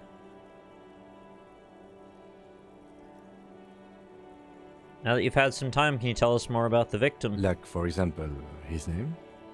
Actually, officer, I didn't know his name. I just called him Lely. Yeah. A nickname? We did hear about Lely as the name, I yeah. guess. He came from Lelystad. It's short for that. Yeah. And it was his Nom de army guerre. name, apparently. Or however you say He it. said his real name wasn't his. I tried to pry it out of him, but it was no use.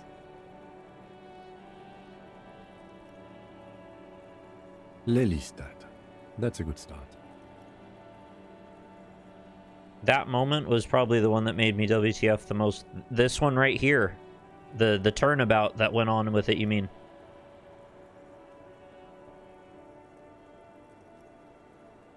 Lieutenant writes it down in his notebook. We have a few questions you can help us with. A few things a field autopsy alone can't answer. Tears a page out and hands it to you, right? The young woman cranes her neck, trying to catch a glimpse of the page the lieutenant passed to you. On it is a list of autopsy observations recorded neatly in blue ink. The last missing pieces of a puzzle of flesh. Yeah, when we revealed that threat to her and she basically went, oh yeah, I know, right. Yeah, the writing is consistently interesting. They throw curveballs in when you don't think there's curveballs available. Lots of questions here.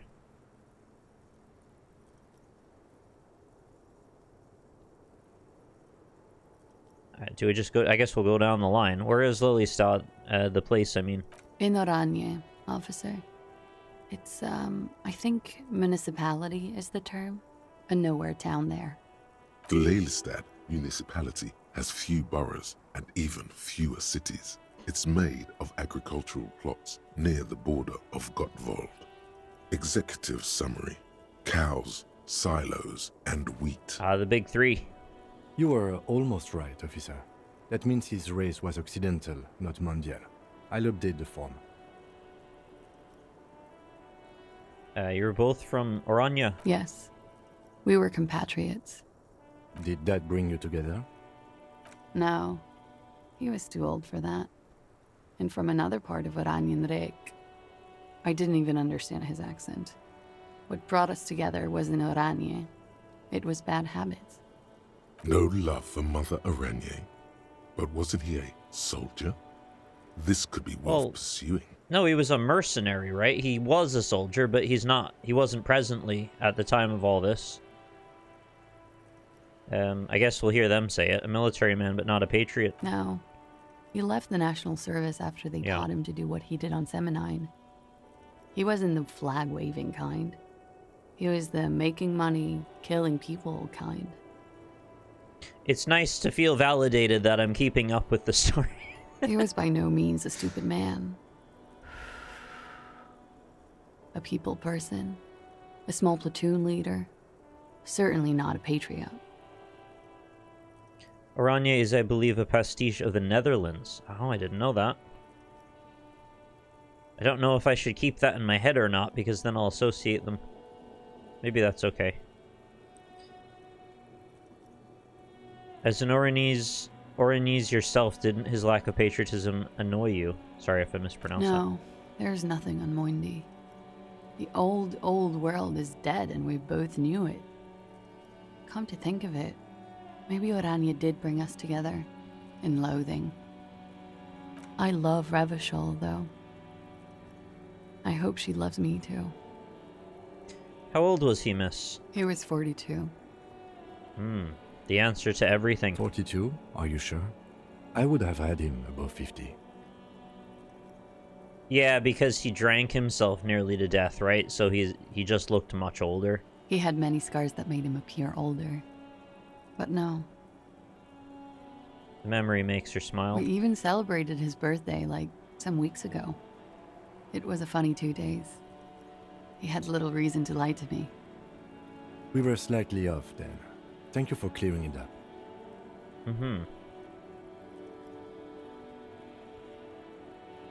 Orange is the color associated with the Dutch. Their national soccer team wears it, for example, and their nickname is literally Oranje. Right? King is Willem van Oranje. Okay. His eye color? Blue. Light blue. They were like little blue galaxies, you know? It was strange, seeing those eyes in his fucked up face. Pardon the swearing. I do him an injustice. He wasn't ugly. And he had a beautiful, soft voice. Very surprising, what with all the scarring. It was quite something, watching him speak. He had a combat wound on his chin and mouth? Yes. Severe. It made him look like half his face was cracking away in some strange smile. That and those eyes, Seem to enjoy the word severe. Oh, yes. His hair, if you can remember? It was light brown, almost blonde.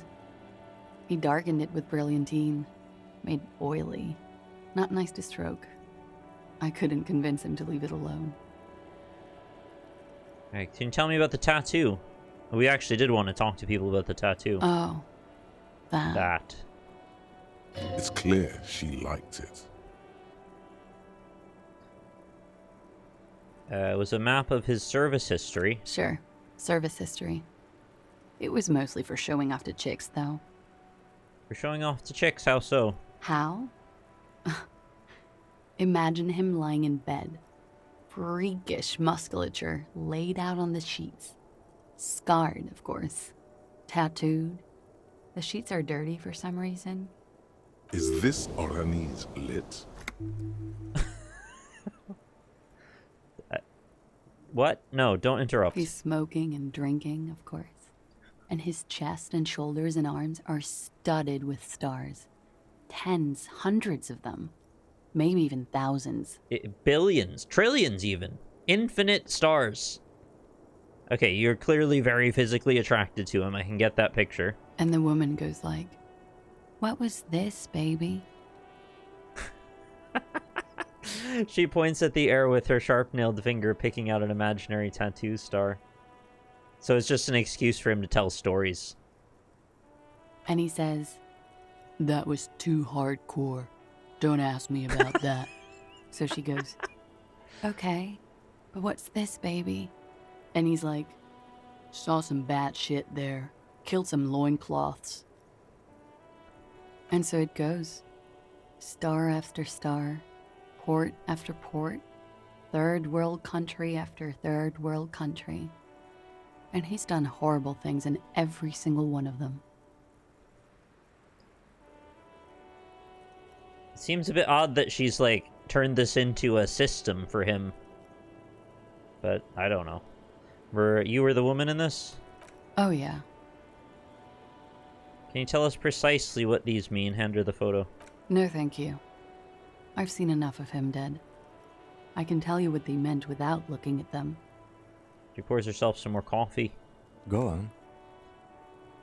He was a blue-eyed boy with thick arms, from a small town. He was also poor, and the government of Orania needed some people killed, so they turned him into a grotesque killer. For money. He went to Killer Academy in Vredefort. Then he killed some people in the Semenine Islands. And on other islands, too. All of the islands. After this, he came to Revachol and got killed himself. Thank you for clearing that up. Change of topic, perhaps?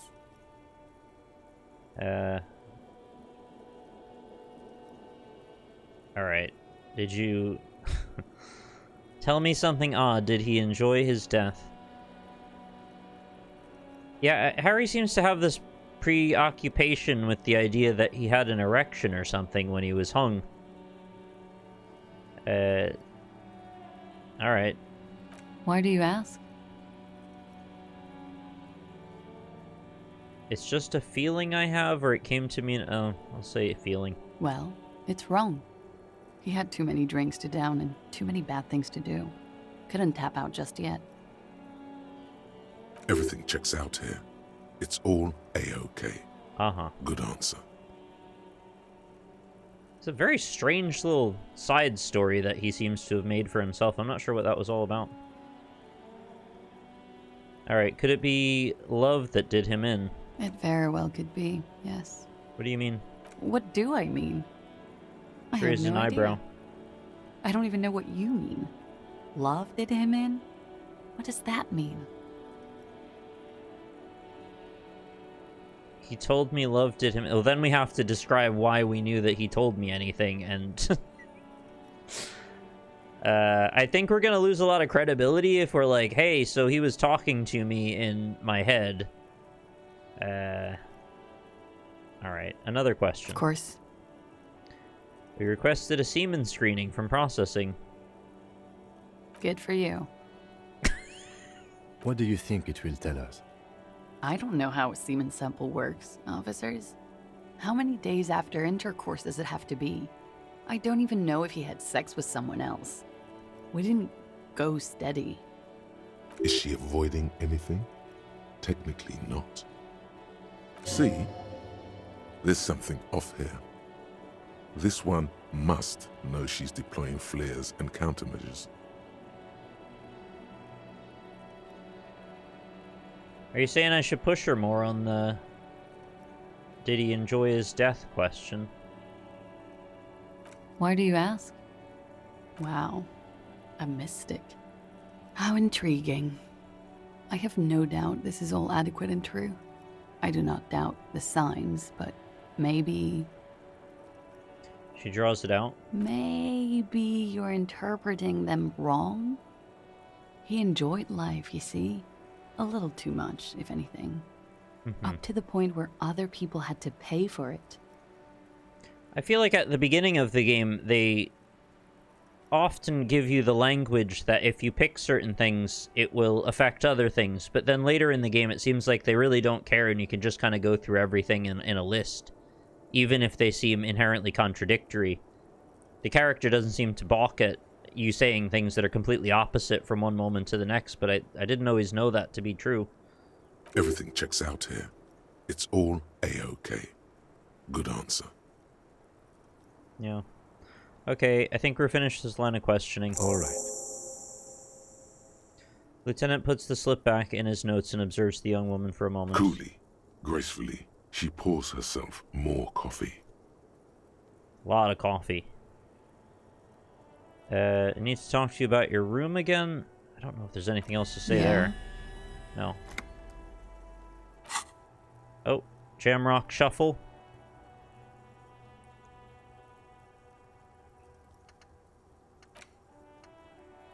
It's confusing behavior, breakthrough imminent?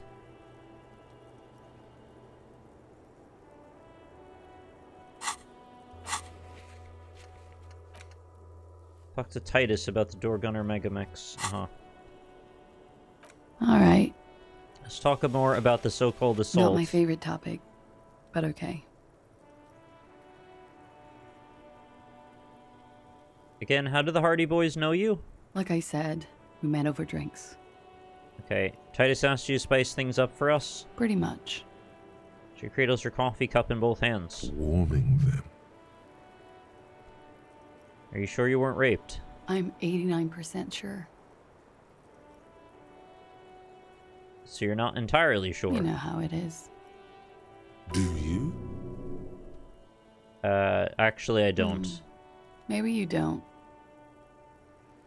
She flicks a bit of ash away. Maybe you don't. The ash lands on her jumpsuit. She brushes it off. There are numerous cigarette burns on those silvery scales. Easy to see now that you're closer. In conclusion, officer, I'm gonna go with a mild to medium, not raped here.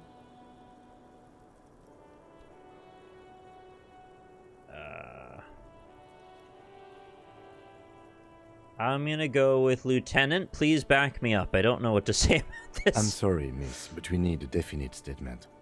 Let me make this 100% clear then, officers. I was not sexually assaulted. Would I be this flippant if I had been? I don't really understand what's going on there. Okay, so what happened between you and the victim? We partied.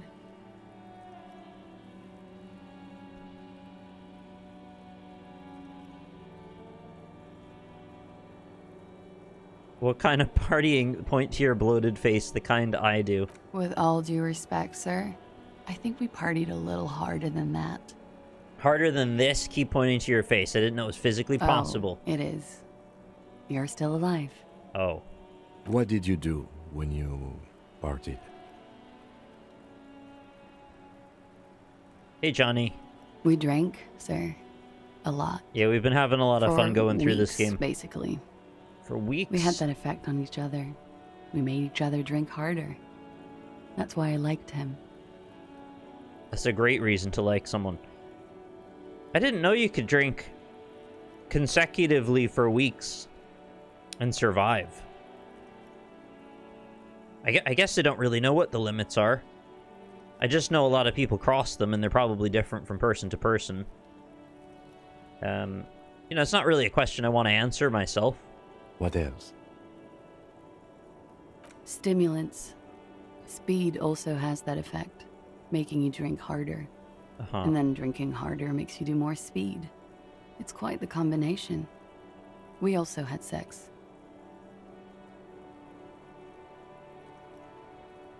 Were feelings involved? A little. The drugs were good enough, and we did enough of them. Feelings are a bit like drugs, yeah. How did you two meet? Lieutenant's voice is quiet, calm. Downstairs, at the bar. He was on some sort of assignment. A military man, as you probably know. Had a cool, scary I've scar. kind of taken this in the wrong order. She appears aloof, but that scar part, the scary, is stressed and drawn out. What's that about? Apprehension? With longing. She misses him. When was this? A month ago? Something like that. Fair question. It must have been hard for you, points to the yard, seeing him there. Oh, yes. I've had a great view. From the roof, out of the bathroom window, in my dreams. Jesus, it's like hell. Oh, he was up for like a week? A bitter cringe. It hurts. You look to the lieutenant.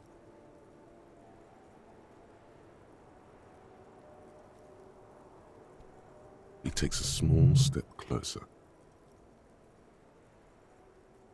You called us, the RCM. Yes.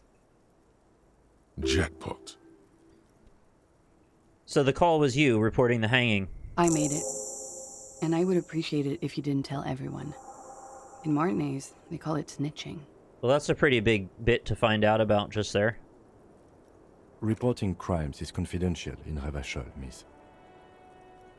Drinking leads to drugs. Leads to drinking leads to drugs. Well, I can't say I've had that experience necessarily, but I know some people have always wanted to push the limit further and further. I guess I was more concerned with stability, personally. And I think my anxiety in general has always been the controlling force, and feeling too out of control for too long makes me feel really uncomfortable. So although there is a bit of relief in occasionally having those sorts of feelings, ultimately I feel more out of control, and that's really the thing that overrides.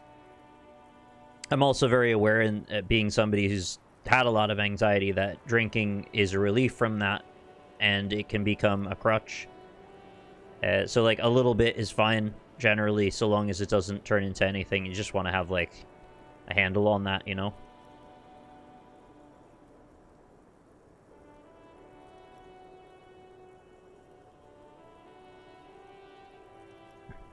Oh, Jesus, I'm really sorry, 9 Hertz. That's awful.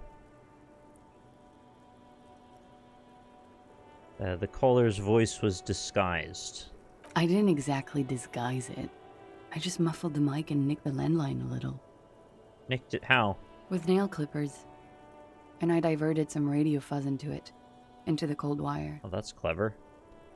Wait, is that why the phone's broken? We thought it was hooligans. So, she's God's mystery phone cutter. And in the process, you broke the landline downstairs. Did I? Fuck. I didn't mean to. Didn't even know. I had no idea what I was doing. No, I understand 9 Hertz. I'm not saying you brought anybody down. I'm just saying, you know, it's awful, and I'm sorry for her and everyone around her. It's a really bad situation. Why go through all the trouble? I don't know, sir. It was stupid. I was drunk, too. I was probably afraid the Union was listening in. Locals say they have ears in the wires. Well, they've got eyes in the walls. We know that. Thank you for making the call, miss. It was the right thing to do. I didn't want to, sir. But if I hadn't, he'd still be hanging there. I feel like we didn't get properly through the "there was a bullet in his head" story. bullet? I'm not picking up on any theater craft. They strip. You mean after they I'm confused. I know we went through Sorry. this before. I'm just trying to see if there was any So other am I. paths. Were you aware that he had also been shot? Things are starting to go a little over my. It's hard to know what to think of. She's just tired. Okay. Don't push her too much. Did I also fail that logic check on the last time through? Don't know. How about we, change the subject to something more lighthearted now? I noticed your room is close to mine. I have a personal question. Yes. You're just one room away. Very personal. She pours herself more coffee again. Were you in Sunday night? I need to know what I did before I lost my memory. You do not need to know that. What you need is to ask normal police questions, like... Oh. I've pissed off Kim. Lieutenant taps on his notebook. He waits for you to finish the sentence. Get a grip, he thinks. At least do your personal stuff when I'm not here. Ah. Okay. Oh. The Jamrock Shuffle. There it is. I thought that was complete before. Jesus, that's a wild picture. In a way, yes. You are treasure hunting. Most officers from Precinct 41 do what is called the Jamrock Shuffle, cracking open containers.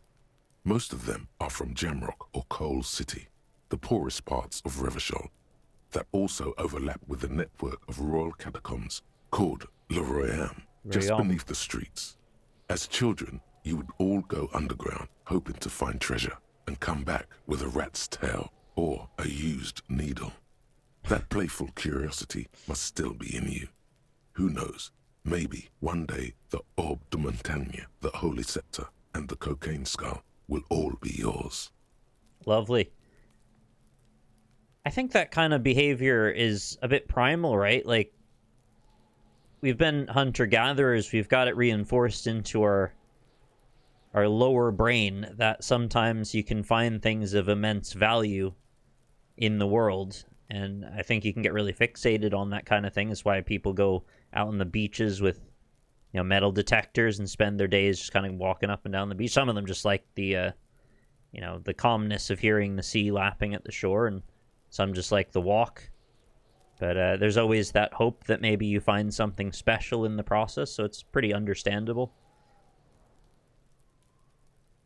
Find better loot in locked containers is our reward. Okay, that's a good one.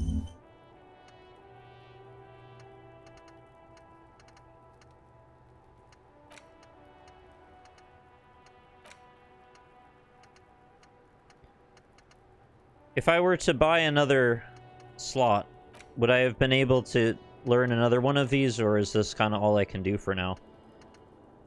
I don't think I understand what sets these to becoming learnable. Oh, right. Okay, right. I forgot there's a discernment between this one and the one below it. These are grayed out. These ones are white. They're just really, really hard to differentiate when you're not looking carefully. I don't know if it's my eyes or something, but like these are just so close to that. The contrast difference is subtle. If I really blur my eyes, I can see it better, but without blurring my eyes, they look almost the same. Wait, stop. That man, bloated beyond all recognition, was 42? Well, he was hanging there for like a week, right? So, that's what she said, yes. Below the damage, the weeks of decomposition, all the swollen indignity of mortality. He was 42 years old? I think I know where this is going, but let's hear. How old are you? Yeah. That's where this is going. 45,000 right. liters of raw alcohol has left its disfigurements. What lies beneath, you wonder? 45,000 liters of raw alcohol. You could ask either one of them.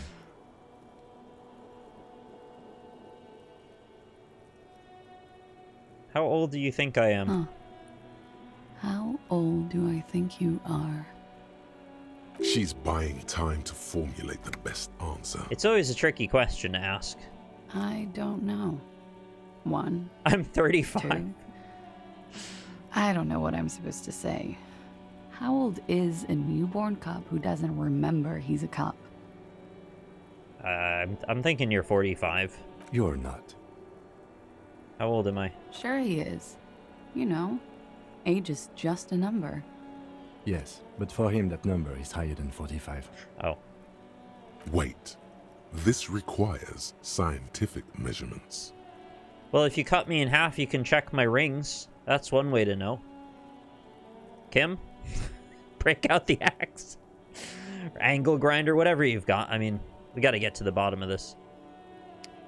Hundreds of solved cases, how long does that take? Yeah, that's probably the better way to think about it. Based on the lore we know about this character. Alright, let's bring it on.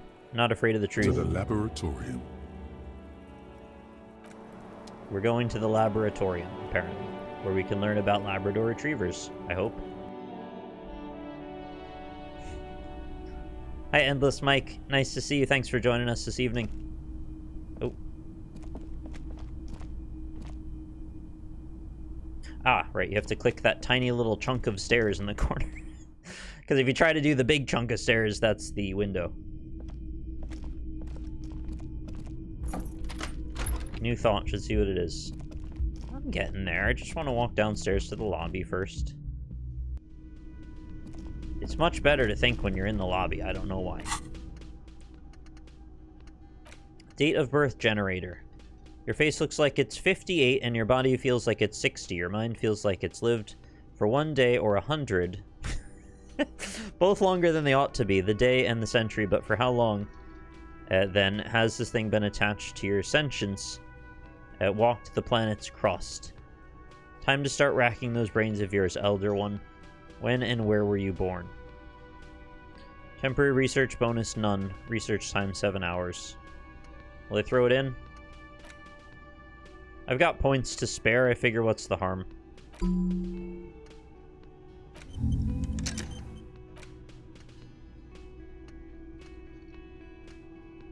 What are your stats? They are these. I will move my head out of the way to here. I don't know what stats should look like for a day 5 playthrough, but we're here. Some skittering sounds. It's not the worst thing in the world to check the stats every so often anyway. Oh. Oh, I have to ask when Kim's not around. Okay. That's fair. Because he was not thrilled. I mean, we are on the brink of civil war here, so it's pretty understandable that Kim would be like, hey guys, like, we don't have time. So now I think we have to confront Titus once more. Yeah, no worries. It's you again. What is it?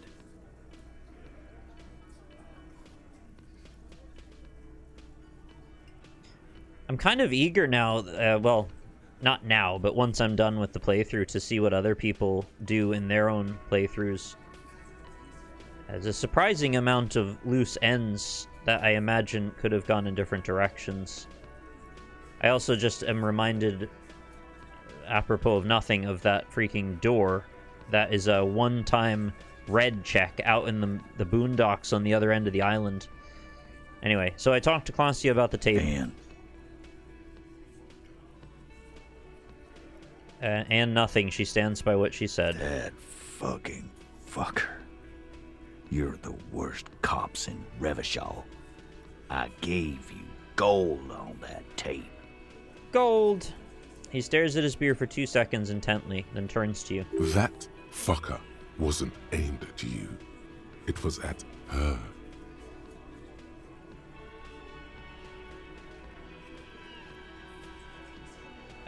She pretty much laughed it off, Titus. Fucking fuckity fucker. And what did she say then? That it's fine. People are supposed to be like that. Sounds like you wanted it to change her mind about the hanged man. This is definitely personal. It did not come off as a surprise to her, and she definitely wasn't scared. Actually, I think it made her a little nostalgic. I'll go with number 1. Yes. In fact, I think she thought it was a little funny. It's very strange to be just giving away all this information immediately. I know that the line we're not meant to cross is who called the cops in the first place. We're not meant to tell him that. But, like, is there not a more tactful way of going around this without saying it? Funny. No good goddamn psycho whore. Alright. All fucking righty then. I guess it's good then. That fucking... Please try to control yourself in the presence of visitors, Titus. Her voice is a bit softer than earlier. This is just perfect. Just fucking perfect. Any thoughts on this, lawman? Titus rubs his chin with his palm as if trying to grind it smooth. Yeah, Titus looks like the type of guy who could easily light a match on his cheek. You don't have to say everything out loud. Just mix and match. Uh-huh. Thank you, Rhetoric. I think this is personal for you. That's saying everything out loud. I think you had feelings for her. Maybe she isn't who you thought she was. Maybe she is still in denial, you know, like a defense mechanism. Be straight with me, Titus. What really happened? You don't have to say everything out loud. Just mix and match.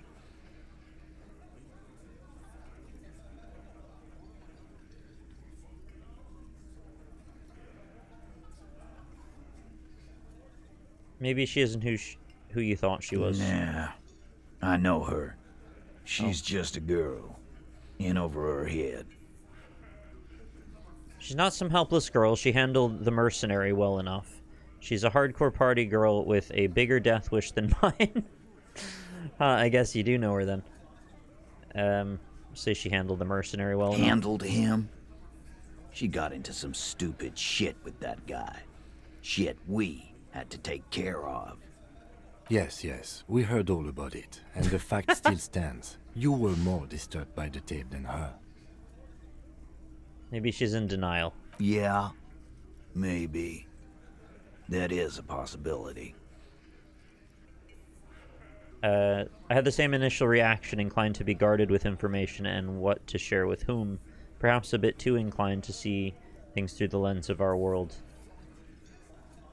I suppose there is some sort of more implied relationship, like a thick as thieves kind of attitude that the RCM seems to use with regard to how they navigate this very peculiar, I don't know if you call this diplomacy with regard to the Union, but they're kind of stumbling their way through it, and I feel there's like almost like an implied friendship that they're trying to engender, even if it's, well, it's being shut down at every corner. Like, they don't really have any means to navigate. They're just doing their best with it. He does not sound very convinced anymore. Okay. But it is really unorthodox, I guess, is all I'm trying to say, and maybe they're playing into that more than they ought to or something. More than I would. I feel like he's just gonna get mad if I tell her about it, or tell him about that it's personal with her. Be straight with me, what really happened? I already told you. We fucking hanged him. Oh, right.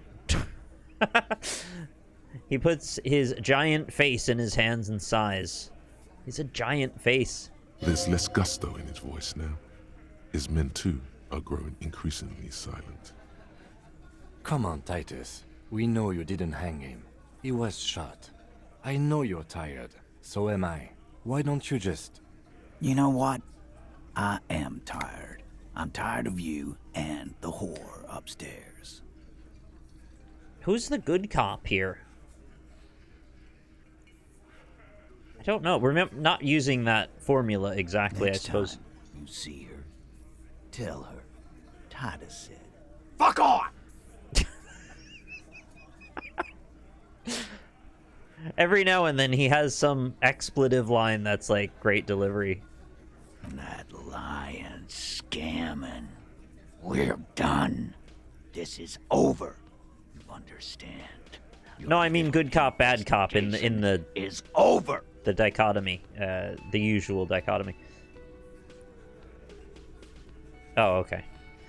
He throws his beer can down. He says, "Our investigation is over." Yeah. Have you reached your breaking point, then? There's a silence in the room. Elaine, is that how you say his name? It's like Alan, but it's like Elaine. A line? Start saying something, then thinks best not to. On the floor, beer drips out of the can into a small puddle. No one does anything about it. If you destroy the floor in the whirling in rags, there'll be hell to pay. And I'm exactly the one to enforce that. What is this quiet Along. funeral shit? What we need is some beers in us. Like the Dark Bartender, Souls 2 Alon Nights. 20 beers for the Dock Workers Union. 20 beers? Why do we make it 40, huh? Why do we make it 100 beers? You're not loud enough. Why don't we make it 1 billion beers? 100 beers? Now we're talking. Hoppity hop over here, cafeteria manager. Oh. Look at all of this. Mentioned surreal play, strange reaction to bullet, Angus can't take pressure, warned about the tribunal, discussed 8th Hardie, confronted the drug trade, 83% check. Huge. I think we're gonna get it. Convince Titus he's being manipulated. You should know by now. Titus Hardie will never falter. Rhetoric, I feel like you're not being helpful right now. But you know someone who might. I might, yeah. One of his boys will. Fat Angus, the powerful guy. Mr. All Muscle. The time has come. Put him in the pressure cooker.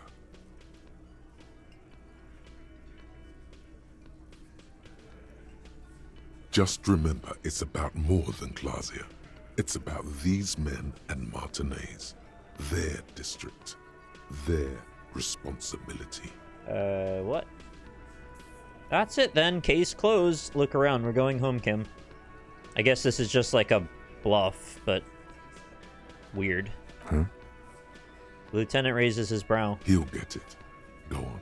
Write it down, Kim. In Martinez, they just kill you because they don't like you. Got it. Kill you because they don't like you. All because...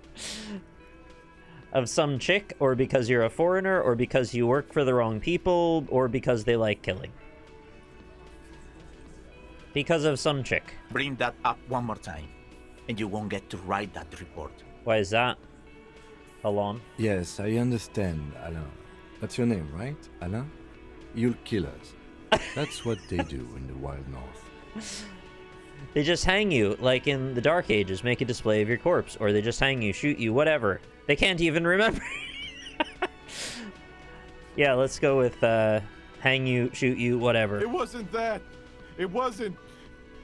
We didn't shoot him. Oh? The fat man says with a wheeze. That's it.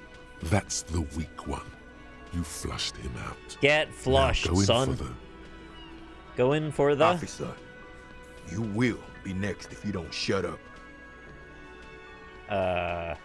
Theo, I thought we were cool, man. Why are we...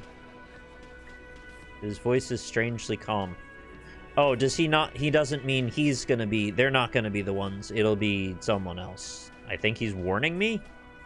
He's onto you. He knows what you're trying to do. Steel yourself. Push on. Just ignore Theo. Do I trust Volition? Turn to Angus, or what? You're gonna kill me like you killed him for no fucking reason. Turn to Theo. What happens if I keep talking? You're gonna kill me too in this bar for nothing. I guess we ignore Theo, as Volition asked. You know, one of the better Protest the Hero albums. We didn't kill him. We didn't even hang him. He was dead when... Oh. We didn't even hang him. Titus is gonna absolutely go Super Saiyan right now, I think. Shut up, Angus! He was dead before you hanged him? Fatty! Say one more thing to the cops and I'll... Dennis, stand down, or I'll beat your head in. Theo, take your hand off the belt. This isn't 31. I've got this under control. Different reaction than I was expecting, actually.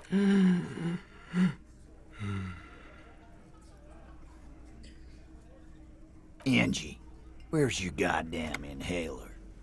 You sound like you're dying. I left it home.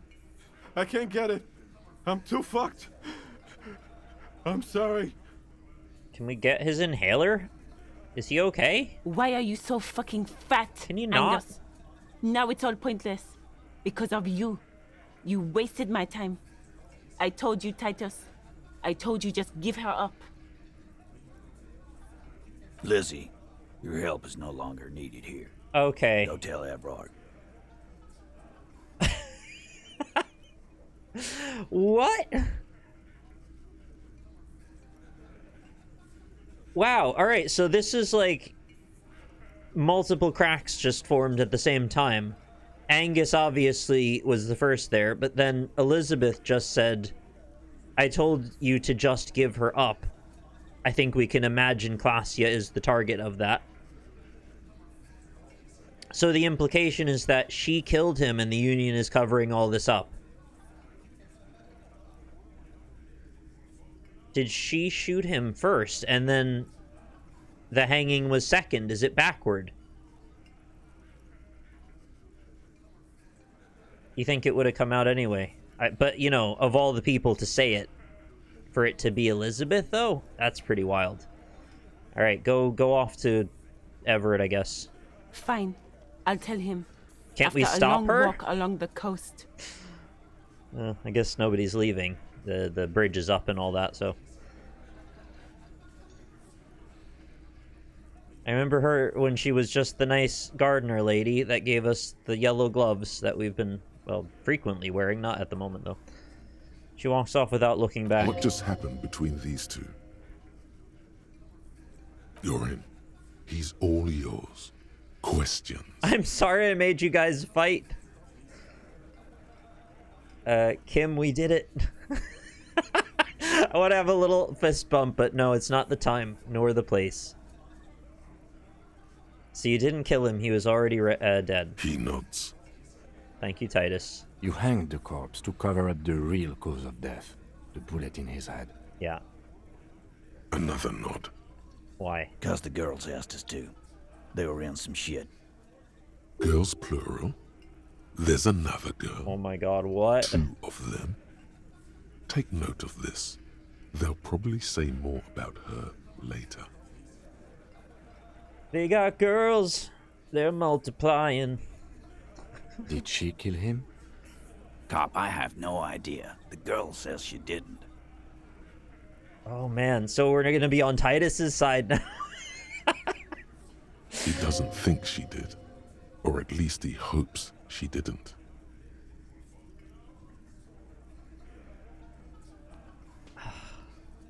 What happened Sunday night? Kaasje came down. She seemed really out of it. Drugged up, even more than usual. Bug-eyed and gurning, you know? Not in a fun way. Gurning? I can only imagine by context what that might mean, but I don't have a clue. Hi, Laura. What is gurning? It's like what you do on a gurney. Being carried by a gurney, so I am now gurning. It looked like she'd redosed after something went down. I've seen that look before. She was scared. Oh, gnashing your teeth. Died. Oh.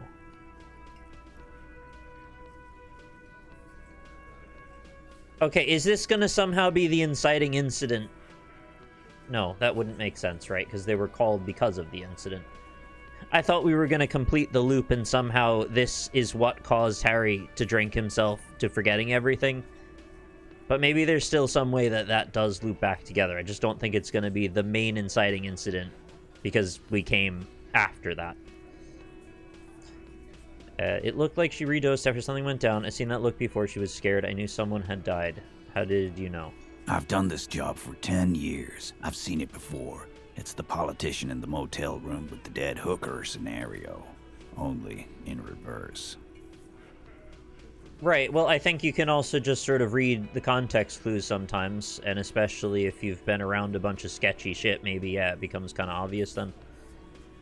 I don't know that I'd know it, but maybe if you've been whatever Titus is into. Good analogy, boss. The rat-faced man Snickers is the way I wanted to read that, and I'm like, please tell me more about the man Snickers. You've got Snickers bars made of man. Rat-faced men. You don't get to talk yet, Shanky. You're still on the bench. You keep taking it easy too, Angus. Alright, everyone take it easy. Can we get his inhaler now? What happened then? We went upstairs. Sure as day the Merc was dead. Sure as day. There was a bullet hole through Doris the day. window. Yeah. Fucking dirty sheets and bottles everywhere. Okay, so that's why the window was replaced. Who replaced the window? I feel like we're doing the, who had the lock, or who had the key for the garbage disposal, or the garbage dump in the back, again. He means they'd been fucking?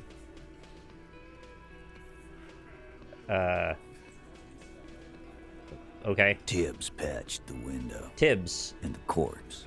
The Tibia Mariner. Who's Tibbs? The 8th Hardie? Nah, he's my brother. He's in the window replacement business. Alright, I like this new Titus where we can just have a conversation now. Right now, he's grateful he hasn't gotten his brother into this mess.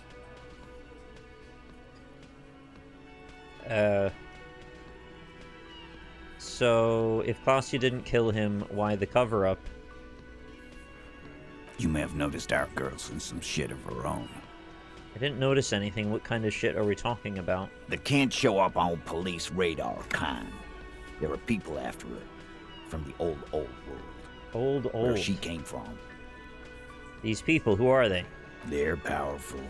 Connected to the moral intern. Oh? She's clearly afraid for her life. Says if she showed up in your systems, she'd be ghosted away. So the man in the smoker apartment, he was also from the moral intern, right? Was he there on his own business, and this is all a subterfuge? That's all he knows. That's all she's told him. I'm still really confused about who that guy was. I feel like he's very important, but we don't have any connections yet. And why would you help someone like that? By taking on a murder? Yeah, the smoker's Sunday friend. What does that mean? Why would you help someone like that by taking on a murder? Why would I? I guess we abide all sorts of runaways and losers here. It's a Martinez thing. Okay, so who killed the Merc then? Any leads? Not yet. Just some ideas. She says the shot came from outside, behind the window somewhere. So that's a clue. Oh. Is the Sunday friend a sniper? What are you thinking? I'm thinking someone's past caught up with them. Either hers or his. Hers, you mean? Or his?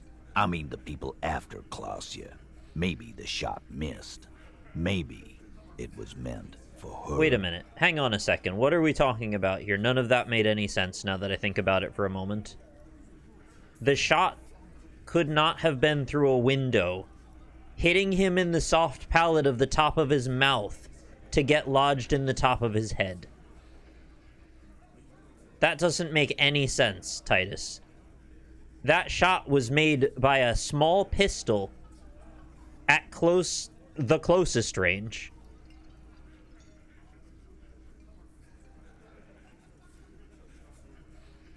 There's no physical way that could have happened. Even if he was shot through the bottom of his chin, the bullet wound was inside of his mouth. It wasn't at his chin. Sorry, what did I read wrong? You read that hers, you mean, in the wrong intonation. Hers, you mean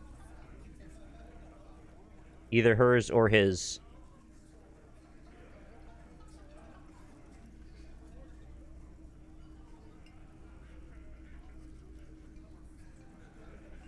I mean, the people after Kaasje, maybe the shot missed. No, I did understand. I don't understand what the shot is about, because it doesn't make any sense.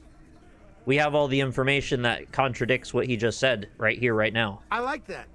Been thinking the same thing myself.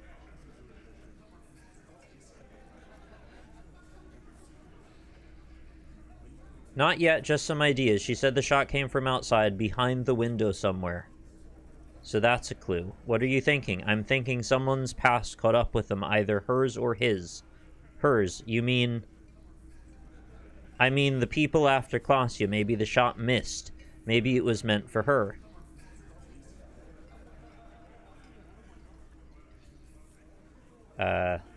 Okay, no, I'm pretty sure I understand what's going on there.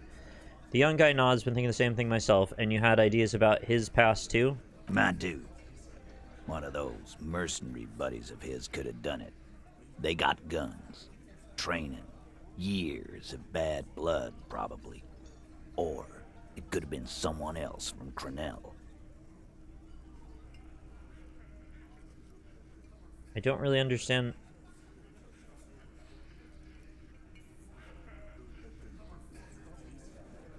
Nick seems to think Titus actually believes it. I thought he was giving me his testimony right now, or at least his theory. And I'm saying his theory doesn't make any sense at face value.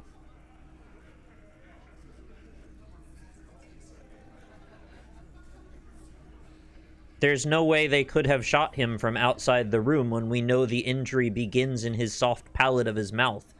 It was a shot that was taken in their space. I do one of those mercenary buddies of his could have done it. They got guns, training, years of bad blood, probably. Or it could have been someone from Crenel. Pauses to think. I don't know why we're not interjecting with this information that we know that immediately contradicts what he's saying. Tell you what I'd do. Check out the coast for vantage points. It doesn't matter. There's not a sniper here. That's what I'd do. If I wasn't too busy doing this clown dance with you. The nature of the injury precludes that Kaasje couldn't have been the target. So this whole line of reasoning is nonsense. It doesn't go anywhere, and it's just a waste of time. He's calm now. Threw all that turmoil away and became himself again. I'm sorry I made you guys fight. Kimmy did it. Whose idea was to hang him anyway? In a manner of speaking. Remember the two girls? He may be talking about the other one. Earlier you said the girls asked for your help. Was it the other girl? Was this the other girl? That's right. It was her idea to hang him. I liked it for political reasons. It sent a good message. You seem unusually convinced this injury couldn't be inflicted in certain ways. How is it unusual to assume that a sniper could not hit the inside of someone's mouth from outside their window? That doesn't make any sense.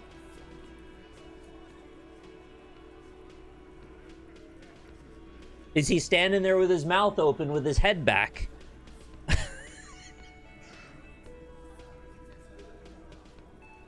And it would have also had to have come from below and up at an angle, which I guess that actually could map because they are up on a balcony. But it went through the window, but like, come on, what kind of ridiculous shot is that?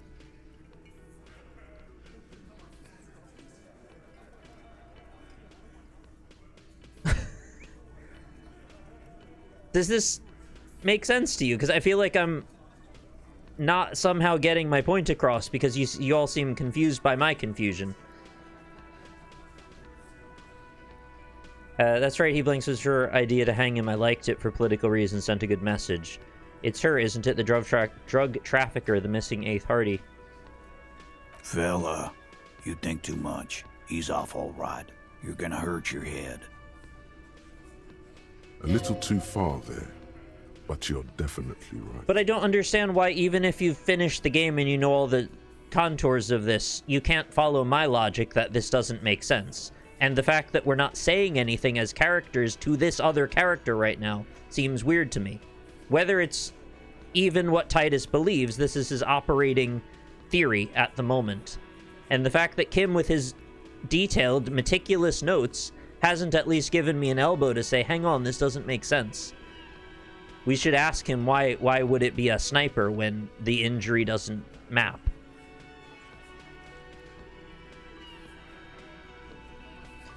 That woman is just affiliated with the Hardie boys. You don't know her anyway. No. I know it doesn't... I'm gonna find out more later, but that's not my point. I'm saying it's a plot hole that these characters haven't interjected at this very moment to tell Titus this is wrong. While he's giving us his theory, we can go, hey, Titus, that doesn't really map with our understanding of the current situation. But why is everybody so, like, insistent that this somehow makes sense and it is fine?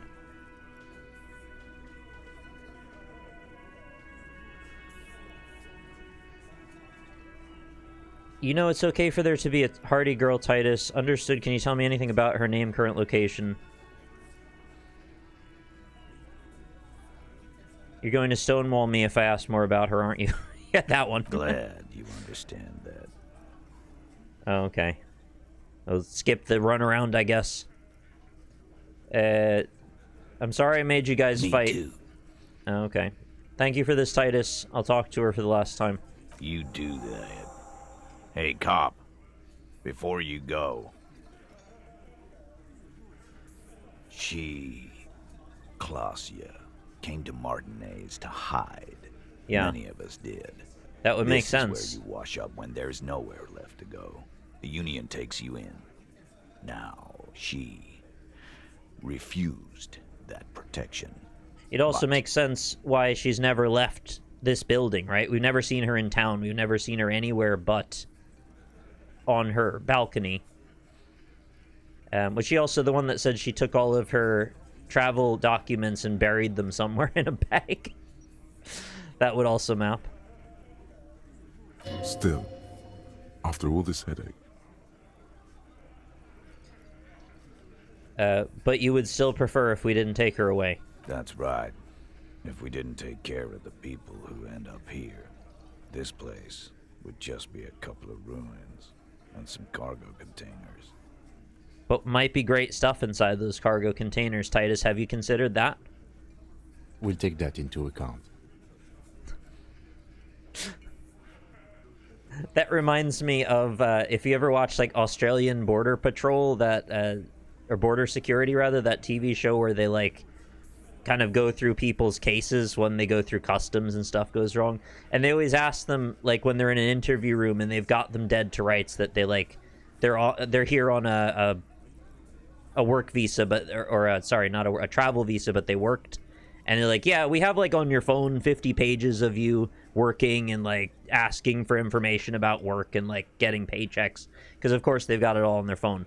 And so then they ask them in the interview, so, like, do you have any other compelling evidence where you might want to tell us something that might lead to us coming to a different conclusion? And they're always like, yeah, well, I really didn't work. And then they're like, okay, we'll take that into consideration. And then they deport them. Like, immediately after. Alright, time to save. La.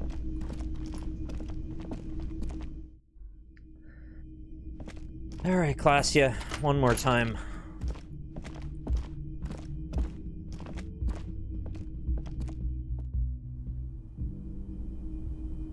It's very dark up here. Oh, it's because they're giving us the internal view of the apartment only. I have not played Pathologic beyond more than maybe 15 minutes or something like that. I didn't come away with a strong impression of it, so I should probably try it again one day. Hardie and his boys know the whole story. It'll be difficult to get it out of him. Have you thoroughly inspected the body, looked around for a witness, gotten friendly with the union boss, the company rep, gotten really close to Kaasje? Confront Kaasje with the Hardie's story. It's always good to see you. I don't like H-Bomber guy.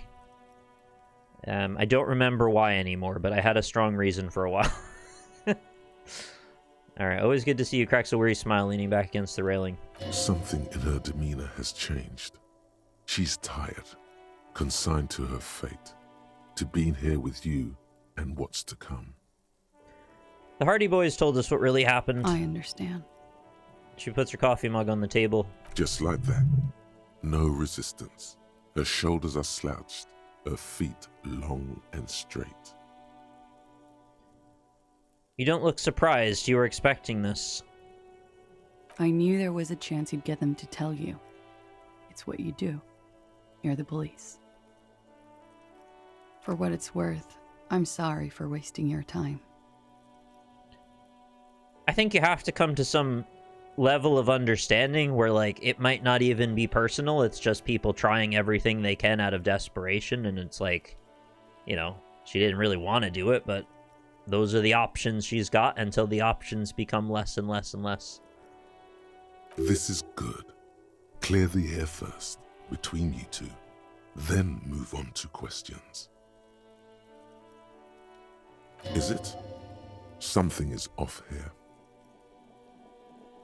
I feel like I should not have said that about H-Bomber Guy without having the actual information about why. It's just it was years ago now that I had that opinion, and all I'm left with is the sort of faded memory of something was off there, and so now I don't really have anything to back it up. Sorry. I'll have to look into it again or something. If you knew we would find out eventually, why did you waste our time? I think you know, Kim. Because of the Hardies. I couldn't just dispense with them. They were only trying to help me. Out of the shit I'd gotten into. Is she implying the Hardie boys are the law? Oh, stop it, Authority. We've already been over this.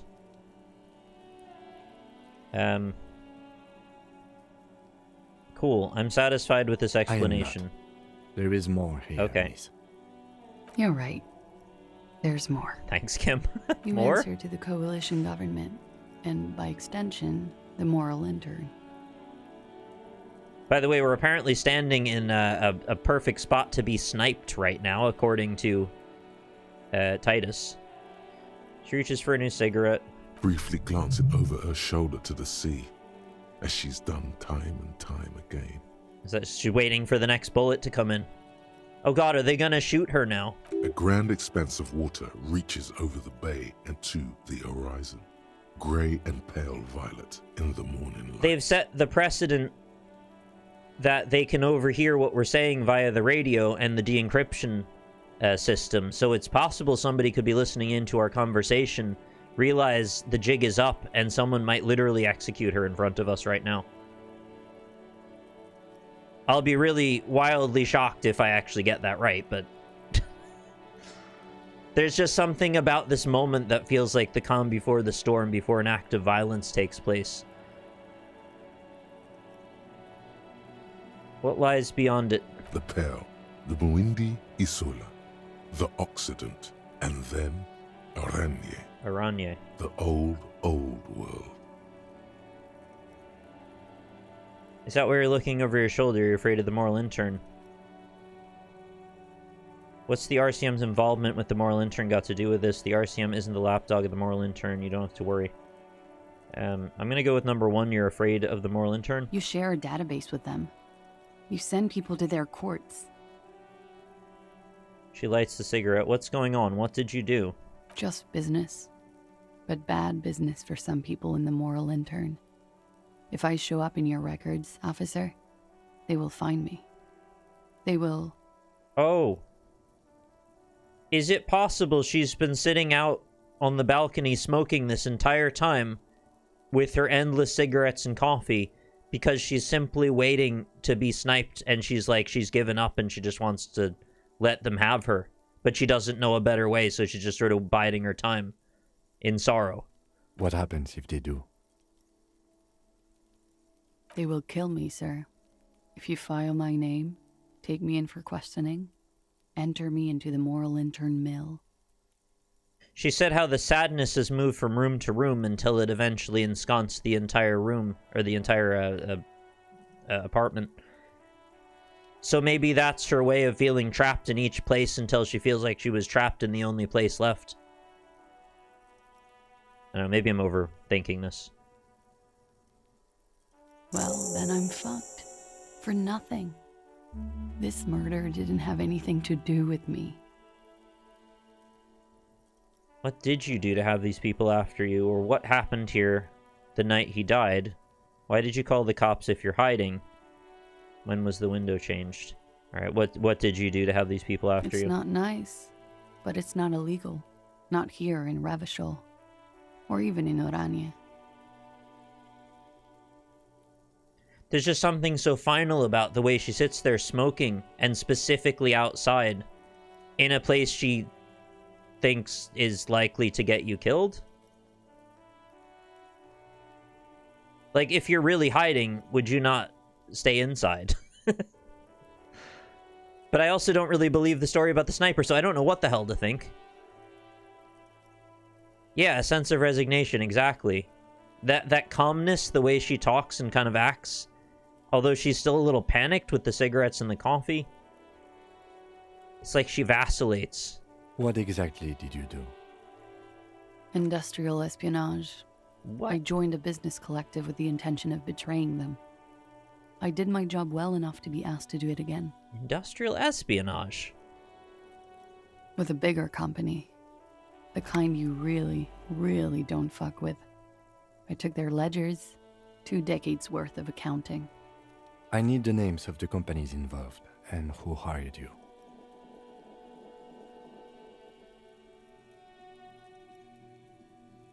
The job was Lou's County Savings Bank. They sound small, but they're part of the Loos-Cop conglomerate. Loos-Cop That conglomerate. was the second job. The first was some printer company. You wouldn't know them. Printer company. Oh. The abandoned building with the guy that stood outside talking to his son. Was that the printer company? But she really destroyed them. She still feels it.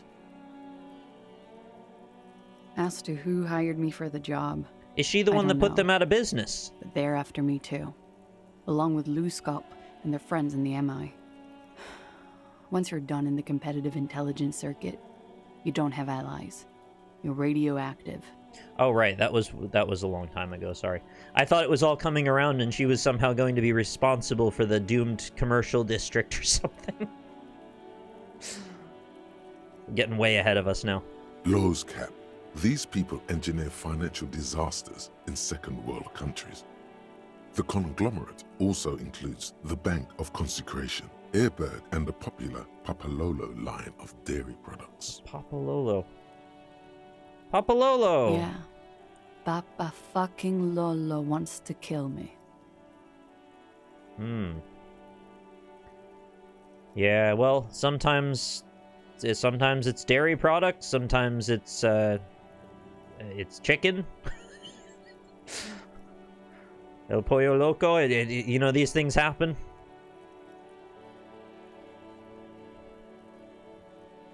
Yeah, I'm sure there are people who have done much worse than that. You're right, this is bad. You've destroyed what people have built, or that's a lot of shit you've gotten yourself into. That one. It is. Many people lost their jobs. Not just C-suite. Ordinary Wait, people. C-suite are allowed to lose their jobs? What I did to get to accounting. Hang on, how did you make C-suite lose their jobs? We need to find this out.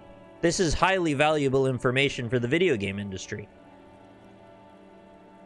Kaasje, we need you right now desperately, more than ever. We're gonna send you to Montreal. A lot of people got hurt. But that's just more of my shit you shouldn't have to deal with. You're solving a murder.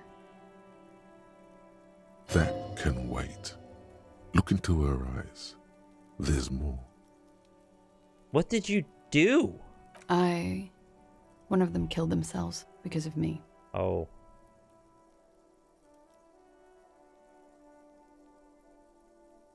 Is this like a Breaking Bad plotline? I feel like I've found parallels here somewhere. Oh no, that was Ermintrout. That was not... No, she didn't kill herself. That was like a whole thing. Never mind.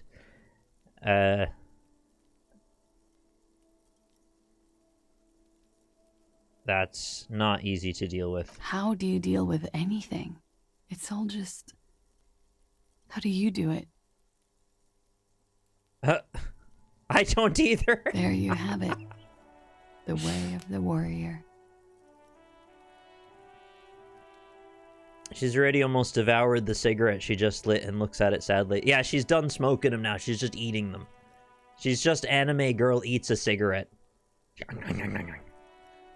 Delicious. What happened here the night he died? We were there. Together. In bed, I mean. Tell me exactly what happened. Okay. He was in a kneeling position.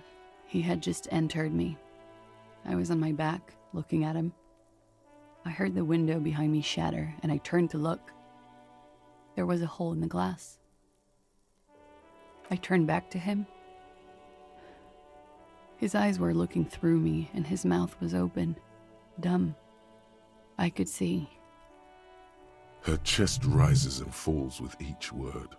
She keeps herself together and says it. I knew he was dead before he fell down on top of me. What?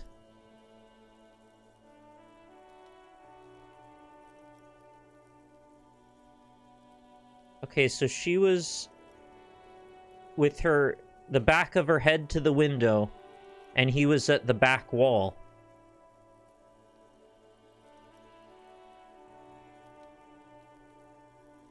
Does this make sense? Heard the window shatter behind me, and I turned. There was a hole in the glass. Turned back to him. She breathes out a moment's silence. His eyes were looking through me, and his mouth was open. I get that she was on her back, and she'd be lower than him, obviously. He's kneeling. But, like, I still don't understand the angles for him to be shot up through the bottom of his palate.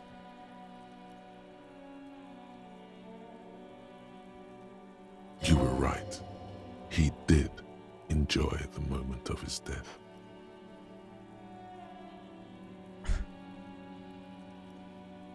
Wow, yeah, you were right. Against all odds. Yeah, better not mention it. Who cares? He was heavy. I pushed him off and he fell to the floor. There. He only had his boots on. I bit the pillow, not to scream, then ran downstairs.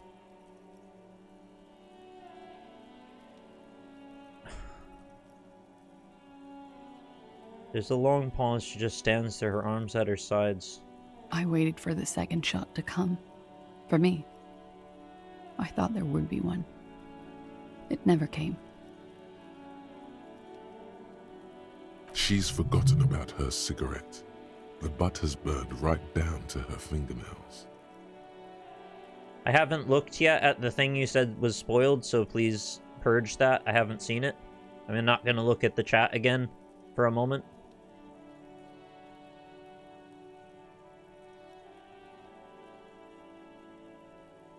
I'm sorry this happened to you. So am I.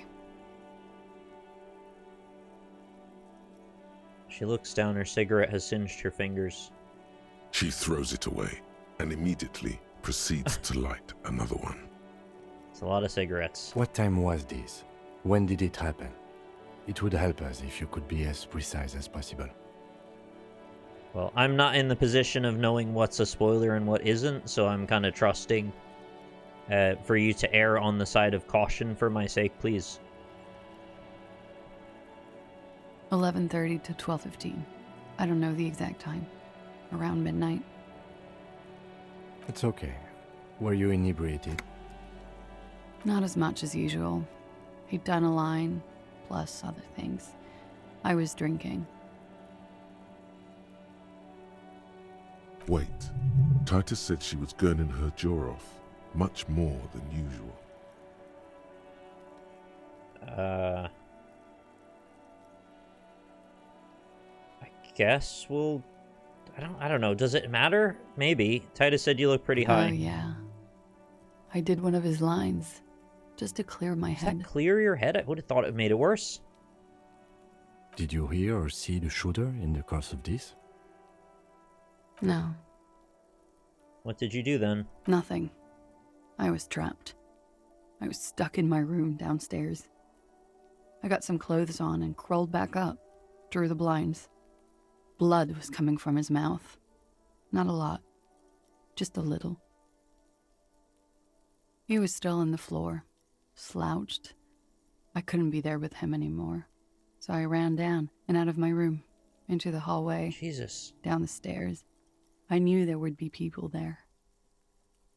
Not only did she have to look at him out in the courtyard for a week, dead, she also had to have him die on top of her, in the bed she's still been sleeping in. So what's up with the peephole, then?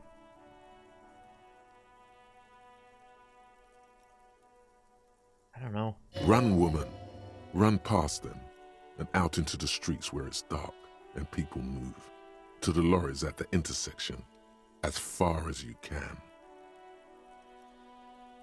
Why didn't you run away from here? As a matter of fact, why are you here now?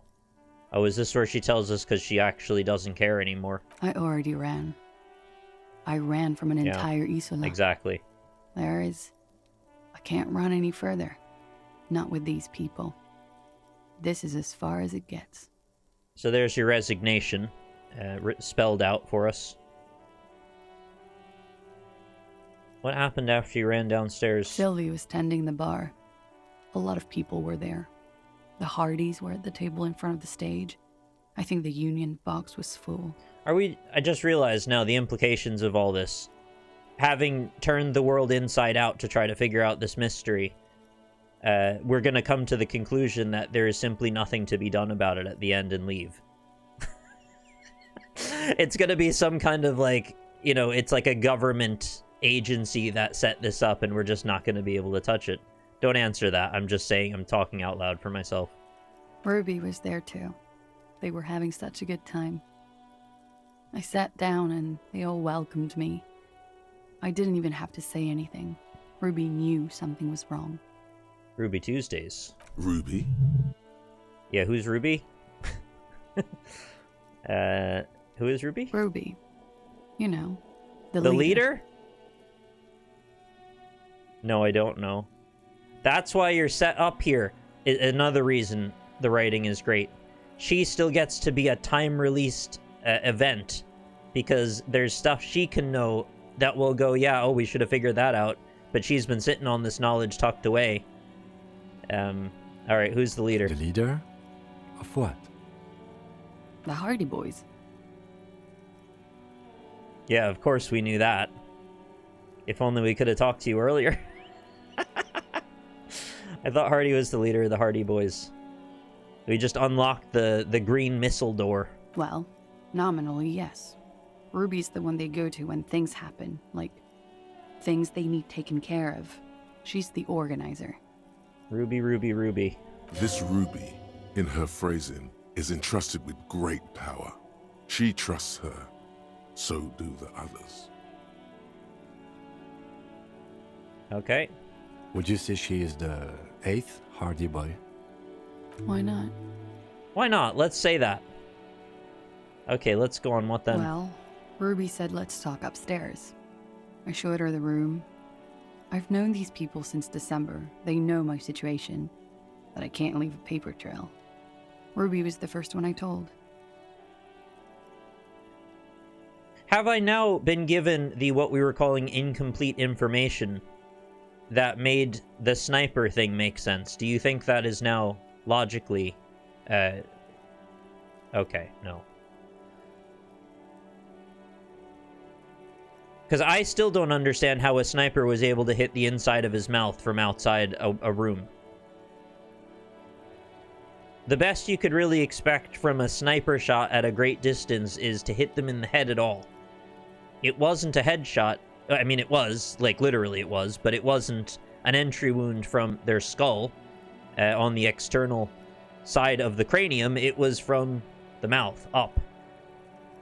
Okay. She said she'd take care of this. It's what she does, you know, take care of things. I helped her get the body to the bathroom. We used a belt to pull him up under the shower, to keep him upright. Okay. To mislead you, they were tampering with the body. Yeah, I guess. It sounds like they called the wolf who will be coming directly. To produce lividity, matching a hanging. Oh my god, wow, they're really on top of it, aren't they? They tried to make lividity to match a hanging. Yes.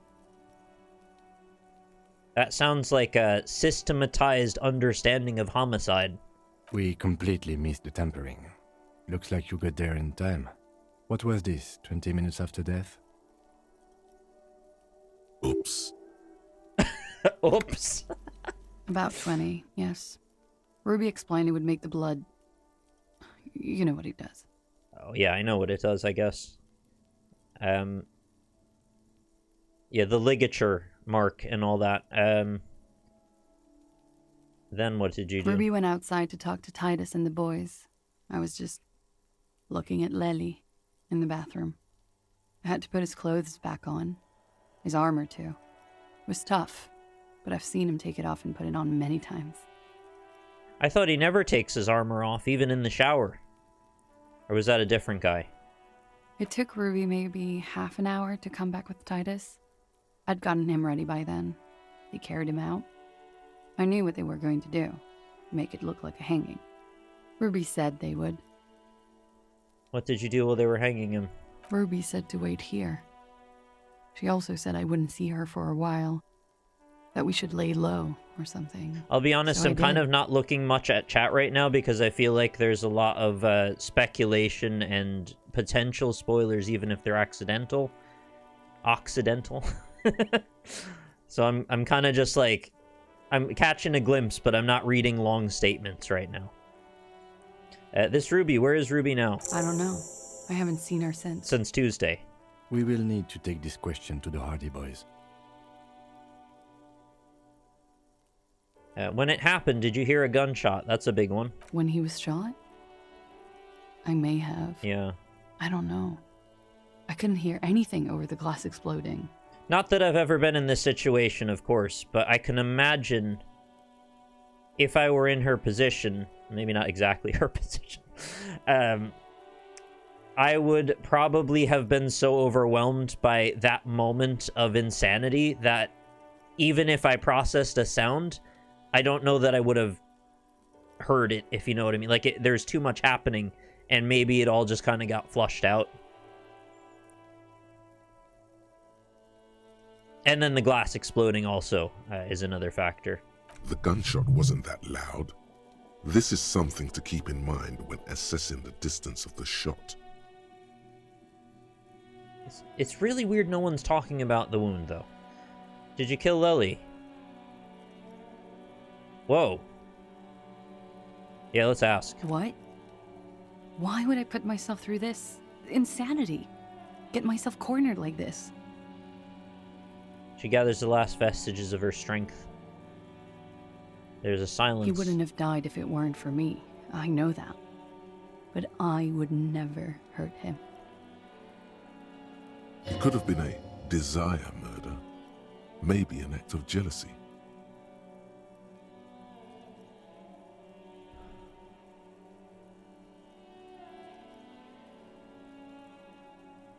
It's okay if you did it in self-defense. I did not kill him to defend myself from rape. I told you before.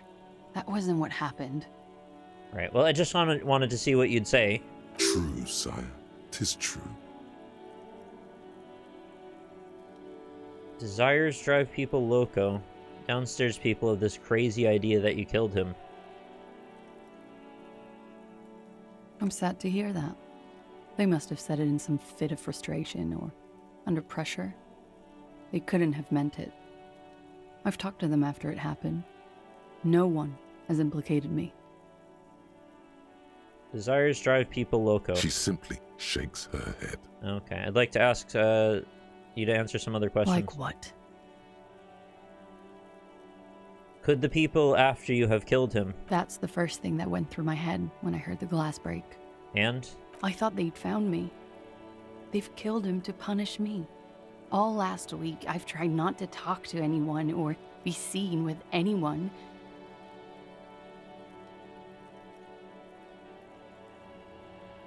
Just go back to the very first scene of the game when we wake up in our hotel room, right? And we walk outside and she's smoking on the railing. And she kind of has this, like, knowing look over with Harry. When we don't know anything about Harry at that point. And I feel like there was some sort of a connection there. Whether it was a big connection or not, I don't know. But it seemed like there was a little bit of backstory between the two of them that we're not aware of right now. And maybe that's still the key to it all. Maybe that's the reason this isn't making sense. Oh, maybe Harry did it. Oh, fuck, maybe Harry killed him out of jealousy for her. No, that doesn't make any sense, does it? I don't know, maybe it does. So they wouldn't be hurt.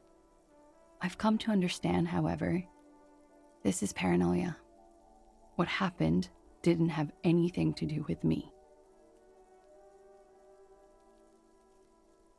Either way, something to consider. We can't go after Loose Cap. Not yet. There are other, saner leads. Let's hear it for the Void! Thanks very much for the Twitch Prime on 26 months of consistently being a lovely, supportive person. Thank you for being here. I don't ask you to, Lieutenant. And thank you for your There's support. one thing I know, is that you'll get nothing from there.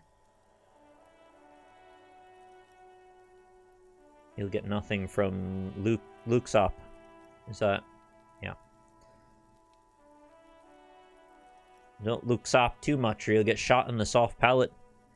Why did you call the cops if you're hiding? Because I'm an idiot. Which is an indicator of truth.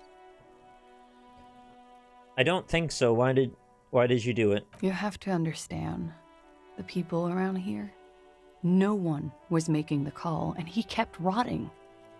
And then they picked his clothes off, and that little fucker threw stones at him. Kuno don't give a fuck, is what he says. Her jaw is clenched. Her throat moves. It takes all her strength not to cave in and sob. Once. Just fucking one chair is so uncomfortable. He kept throwing stones at him for 3 days. I could hear the thud. He's obsessed. Thud. So I called you. I hope with all my heart it's not the last thing I do in Revachol. She definitely called the cops. That was How did he task throw stones complete. at a corpse for multiple It could days? not have been a lie. That is impossible. Doesn't he have, like, drugs to traffic or whatever the fuck he was doing in his shed, in his city? His city of locusts.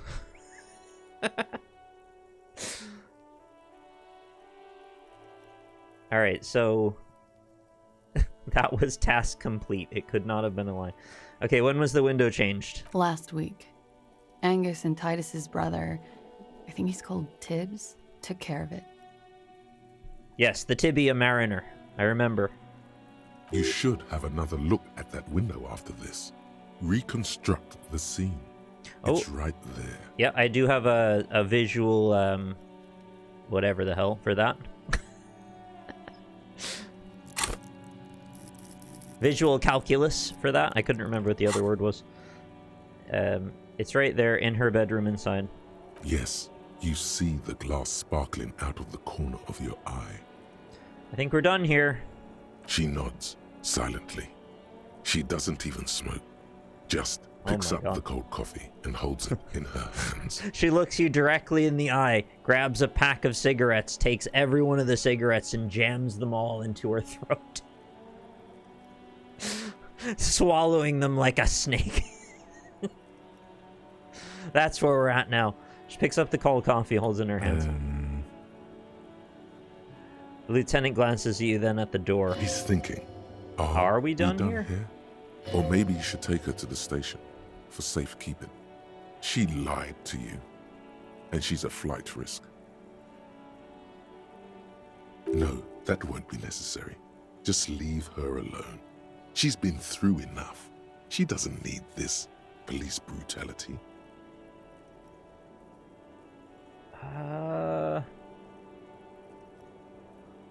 Multiface, I'm beginning to doubt your judgment.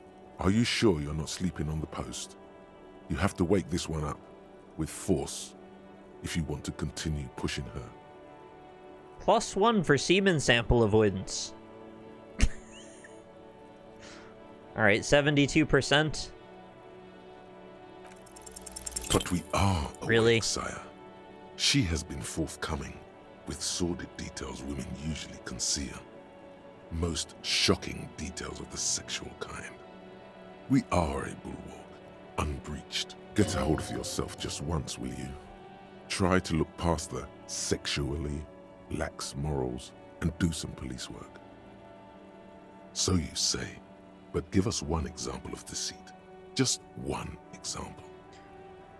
What was that about the semen sample? She didn't like that topic. Just a proposition. Could the lurid explicitness conceal something less sensational but more illegal? I got nothing. You're right, wise counsel. Silly me to imply she lied. We did talk about the idea of someone being very direct about one thing, misdirecting you from something else. I believe Kim said that, actually, so I'll go with that one. Who is this personhood picking these seditious options? Can't you see the detective grows weary of your malcontent? Stop staring at her eyes and say something pertinent to the case. This is making you look like an amateur. It looks like this one's not waking up. You'll have to do it without pushing her further. At least for now. So drama. I can easily take a point in that.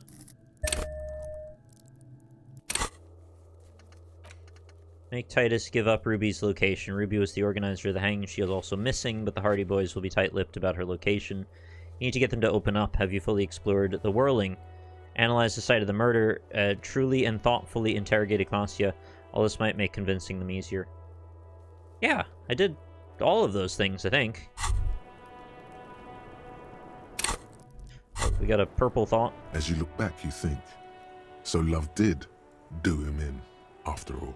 I was right. If it weren't for her, he would not have been there. The shot would not have connected with his soft palate. Oh, sure.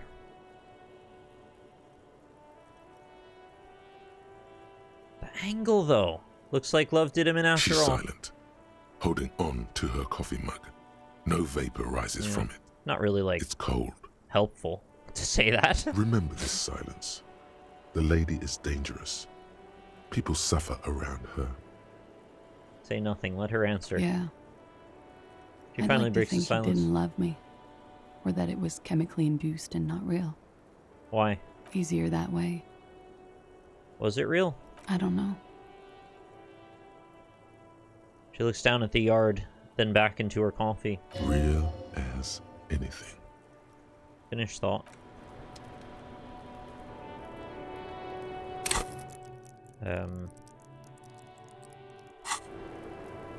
Officer, what brings you up? 83.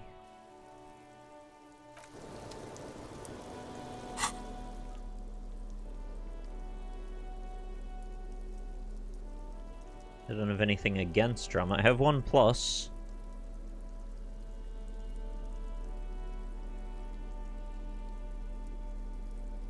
I mean, if I don't pass the 83, I'll be pretty surprised. Oh, +2 to drama. It was made for me. Alright, what's it gonna be, 95 now? Officer, what brings 97. you up here in the rain? Okay, if we fail this, that's incredible. Who? What? Dear God, you've been lied to. She could have killed her lover and lied to everyone. She's not candid at all. She's smoke and mirrors and willow-wisps. But you're drama saying this, so... She probably didn't give you her real name either. Why would she? Arrest her immediately, before she further entangles you in her web of lies. What's going on here? Let's ask Kim about this. Why haven't we arrested her? There may be grounds here, at least for an extended detention. A little whimper. The young woman hears you. She's looking around. I think you didn't make the call to the station. Oh, thanks very much, Johnny, for the 2 months resubscription. I'm the drama, it's me, says Johnny. Much appreciated. Drop some sub-hypes and balloons in chat if you got them. I guess I'll... I don't know, I don't really have anything to back this up. I'll say your real name isn't Kaasje. I agree. You wouldn't give us your real name, not when people are after you. Right. Okay. Like there's a garrote around her neck. Okay, what? Okay, it's not. Good, you can tell me the truth. You log your work every week. It's all transmitted to Common, sir. I couldn't just beg you not to enter my name. So I lied. Like I lied before. Like I did at LCSB. I have to lie all the time. I'm so tired of it. She looks at her hands, her fingernails are chipped white. Was the passport bullshit too? The passport you keep hidden? No. It's submerged in a plastic buoy on the coast, in the reeds. It just doesn't say Kaasje Amandu. It says Anouk Mea Smit. Falsified documents? Passport and visa. Given to me by my employer. I can't even use them. My employer probably leaked the name, Mea Smit, to hurt me. Why would they do that? I didn't show up to a rendezvous. They don't take that lightly. I didn't show up because I was afraid they'd do something to me. The job was finished. I'm just a liability now. She fears an arrest right here and now. This has been an awful turn of events for her. Where is the buoy? West of the boardwalk, in the reeds. On the coast there. I put it there when I first arrived. Haven't been there since. I'm not sure I could even find it now. I can find it. I know all about the boardwalk and the reeds. I've been around. It's useless. Okay, accept the task. The lieutenant makes a note of it. I'd say this is pretty relevant to the case. You're welcome to it. It's in the reeds northwest of here. Past a broken sewage pipe. Right near the waterline. How hard could that be? Tell me your real name. It's Katarzyna Elysium. Oh. I guess she figures there's no sense in resisting at this point. Katarzyna Elysium. That's a cool name. Smile on her face is timid, almost painfully so. It's a Grad name. Jimsk or Yugo-Grad in origin. Not Occidental at all. Smells of motor oil, tiger, economic desolation, and rock music infused alcoholism. Taiga, taiga, burning brightly in the forest of the night. No mortal hand or eye dare frame thy fearful symmetry. Finally we met. We meet. She nods. Her round eyes meet yours. We are They German moist with. from the We wind met. on the roof.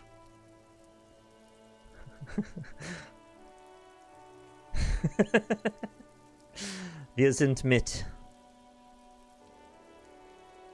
Enough. She nods, her back straight, ready for whatever is next. You know, I think you didn't make that call to the station. I don't know who would have, though. I did. Yeah? What is this? I called your desk or whatever it is. The numbers are all over town. Call 8-100-2. I mean, I kind of believe she did make the call, but... yeah, I'm not really sure what my angle is here to go after this way. She had the whole story about how she, like, put the wire in for radio static and she accidentally shorted or screwed up the landline for the hotel. That's, like, very specific. I mean, not that she couldn't have made it up if she's a spy. There was an older woman on the other end. It sounded like she was smoking. She took my complaint. She coughed. Well, I don't know who's taking the calls. I mean, it's not the same lady that does the radio, though. That is the emergency desk. Thank you, Encyclopedia. That's a big one for Encyclopedia to give us that. Anyone could know that, sire, by looking around and calling the desk. Drama, I think you're going a little far here. I don't know. She says. What time did you make the call? Oh, I'm sure they're all logged, right? Thursday night. It was late, sometime after 12. You might be able to check that. It checks out. Oh, he knows already. He's got it in his notes. Brilliant. I feel like this is too much to push on. Say nothing. She stands before you, holding her back very straight. And what if I told you you're under arrest? But I haven't done anything. Anything illegal. She backs up against the railing with a forced smile on her face. Well, we can detain you, right, for questioning, because you're now a flight risk and also apparently, potentially, a homicide risk in that someone might shoot you, according to your story, so wouldn't it be better for you to be detained, for everyone's sake?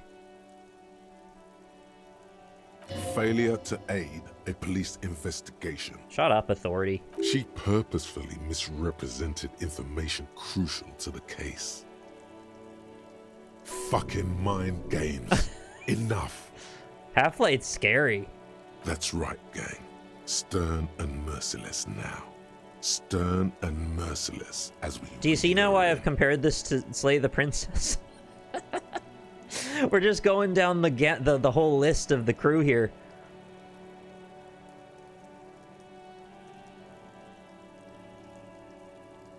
Half-Light is terrifying. Yeah. Okay, what do I say here? Failure to aid a police officer. You have wasted our time in a time-critical investigation. You misrepresented information about the case. Without the Hardie's confession, we'd know nothing. You're a suspect in a murder investigation. You're a flight risk. That's all the reason I need. That is valid, honestly, that third one there. You're not playing these mind games with me anymore. Wag your finger next to your head. You're coming in. Industrial espionage. We uphold international law. You're in the zone of control. The ZOC. I'm gonna go with number 3, the suspect in a murder investigation. You're a flight risk. The lieutenant produces a pair of handcuffs. Please, no. Her eyes become round with fear. She tries to back further off. I think I know who did it. I know who shot Leslie. You know it wasn't me. Why would I do it? I have no motive. I mean, I'll hear your story. I don't know if it's useful. What do you know? Who shot him? She's silent for a second, as if looking into herself for certainty. Then, in a hushed voice, she says, "Gearing up for this betrayal is hard for her." Please don't be the dice girl. I can't handle that. Ruby. Oh. So Ruby did the murder and then helped you cover it up. So the whole thing was just through you to diffuse it, so it's obfuscated. Okay, why do you think it was her? She has this thing for me. Ever since I met her and the boys downstairs. Oh, is it? She's been pretty frank about what she wants. Is she wants. jealous? And what is that? Sex. Uh-huh. And more. I made the mistake of confiding in her. I told her I was on the run. She started protecting me. It became an unhealthy relationship. So it's what the communists said earlier, foreshadowing in a way. They asked me, do you believe that everything can ultimately be boiled down to a need for sex? Yeah, I still don't know if her theory goes anywhere, but let's keep listening. When I started spending time with Lely, she told me to end it. Uh-huh. Said there would be shit if I didn't. That's pretty important. It was not a good meeting. We stopped talking after that, but... Feels like you could have said that before, but I know you didn't want to betray her, apparently. I don't understand. What exactly in your relationship made you think she is romantically interested in you? She said she's in love with me. She even asked me to run away with her when I told her I'm a fugitive. She started developing notions about our relationship. Oh, you can't have notions, especially not in Ireland. They're not in Ireland, but I am, so... And you led her on? You're leading people on. The lieutenant narrows his eyes. A little. I was flattered, you know? But then I had to let her off, and it was not easy. I came to regret being friendly with her. We maybe kissed. What do you mean, maybe? You forgot? I guess you're on a lot of drugs. Yes, but what was their relationship outside this unequal power dynamic?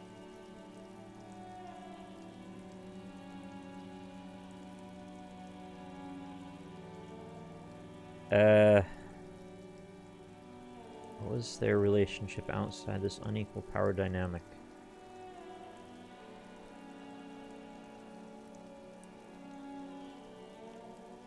What was your relationship like before the conflict? We spent a lot of time together, listening to the radio and such. She had great milieus. Mm. And she was good company. Love a lady with great I'm milieus. sorry it had to end. She pauses. What was that question about? She's feeding her friend to the wolves here. I don't love how much drama seems to be oh, it's drama, yeah. Never mind. Sounds like she was fixated on This you, though. is just an assumption. I know what it sounds like. That's why I didn't want to tell you before. But she knew what had happened when I came downstairs. Somehow, she knew Lely was dead. She wasn't surprised at all. Titus knew When we Lely came was up here, dead. she was calm as a stone, too. She cleaned it all up like she had a plan. Right. Okay, so that lends some credence to what I said earlier about how it seemed like there was a mechanized system for homicide where she seemed to understand, you know, hang him in the bathtub for the ligature mark, so we set up an expectation that he'll be hanged on the tree. That sounds very, very, you know, pre-calculated. That is not an impulse decision. I don't care if you're the freaking Pulp Fiction wolf. You're still gonna be improvising to some degree. So that's like kind of logical.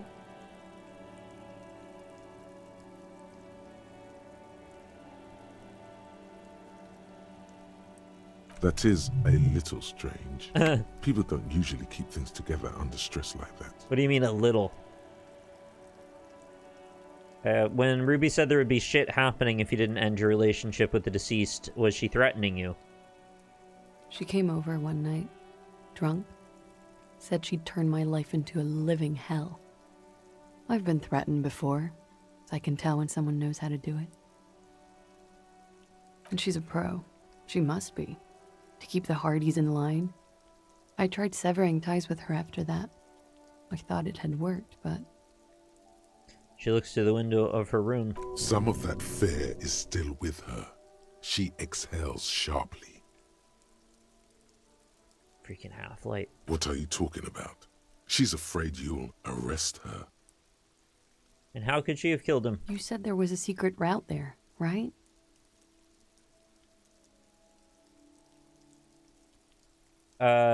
Yeah, but also, I'm just thinking now, you don't think that rifle has anything to do with it, right? They said that was inoperable. That was not an usable rifle, right? That was not in play. Because it was hidden, like, in a cave. But also, I guess it could have been because of the war and all. Yeah, okay. She could have come up through there, then taken this shot. Right here, where I stand. It was too dark outside. I wouldn't have seen her. And then what? Taken the door back down. Gone the other way. Interesting theory. Did she know that door exists? Had you been out there with her?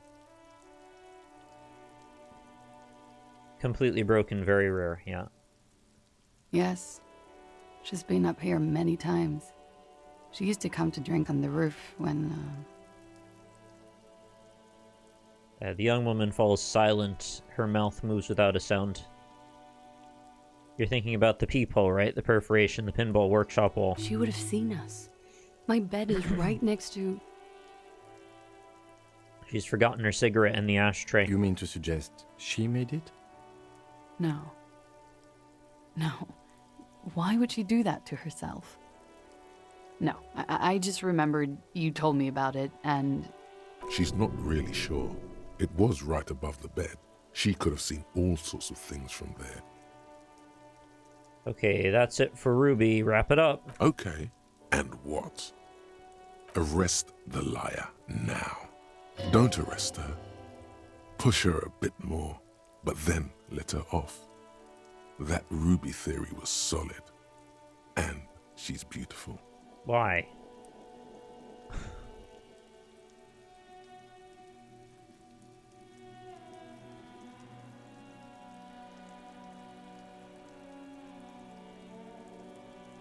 What is this who in relation to? In relation to?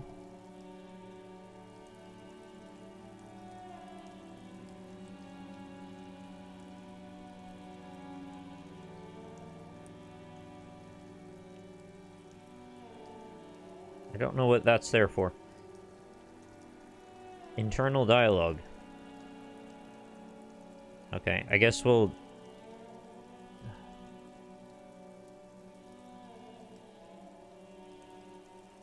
I don't know. I don't really understand my motivation in any of these cases here. If we take her in, I don't know what that means for the game exactly, or if that's even possible, or if it's just a lie.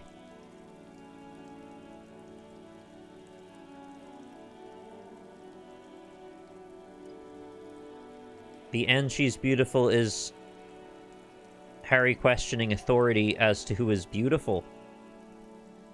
Alright, I'll go with that then. Who? Her. Stop letting her distract you. Oh. Okay. It's just really confusing for no reason. Yeah, that's Kim Katsuragi, of course. I guess we'll take you in just in case. Still? After all this, sir, please. It's a shitty world, and I know I'm shitty too. I know. Her hand turns into a fist, slowly crushing the cigarette she's still holding. I told you these cigarettes are getting crushed somehow. But I don't deserve to be sent to the moral intern and ground into paste just because I disturbed the sanctity of accounting. That's some multinational... I mean, I don't really want that for you either, to be honest, but I don't really understand what's going on here. Still figuring it out. She's gearing up for a last stand. This is it. What other option do I have? You have those station calls, right? Where I have to show up at the station or I'll become a fugitive. You can write me one. You don't have to take me in right now. I promise I won't go out anymore at night. I'll be right here. Didn't even know you ever went out. I know you can do that. Just let me come in on my own. In 2 months, or maybe even 1 month. That's all I need. That's awesome, Johnny. If you ever do that, please send me a picture of them. I would love to see. You do have the form. By God, she's playing him too. Like a fiddle, sire. Who would have known?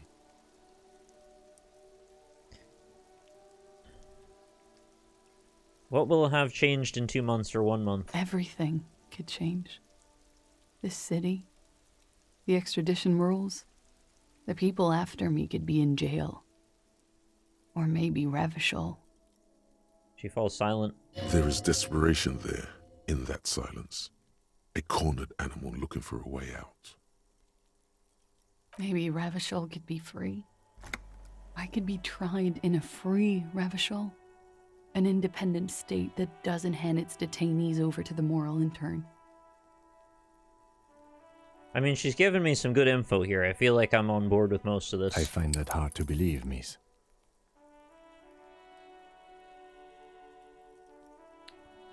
I do like the sound of that. Another Revachol, free and independent. The world can change. It's changed before. Her round, light brown eyes shining with tears. Her political overture has succeeded, we see. What do you deserve, I then? don't know. To spend my days with smoke, drink and dance, wallowing in shit. Just like everyone else. Thanks very much for the follow. She looks at you in silence, her face filled with fear, lips parted. Wait. If you arrest her, Kim will have to transport her. You'd be without your partner for the rest of the day. Shut up. He's making a decision, and it's his to make.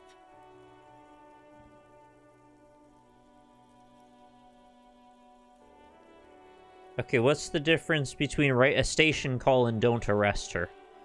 Am I making her life materially worse in some significant way by having her go to the station?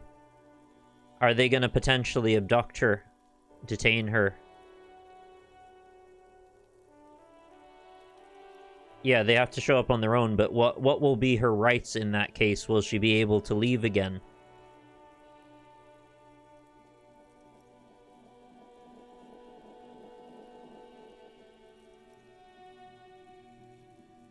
She could disappear. I know that. See, it's kind of a call to make based on, like, a prognostication of where this case actually ends up going. And I don't know where this case actually ends up going because every bit of information I thought I knew yesterday is now completely different.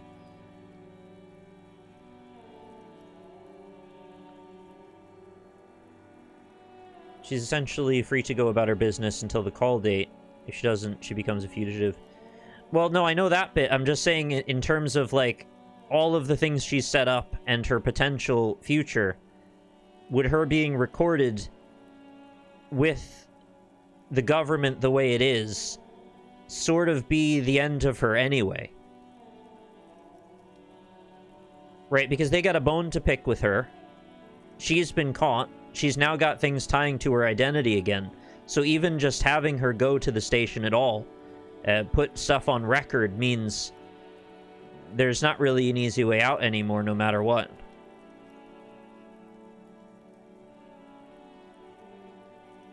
Does that make sense? I really don't want her to have to go to potentially her death or permanent imprisonment over a beef that they have over something completely unrelated to the case. That's more important to me, so long as she wasn't the one to do the murder.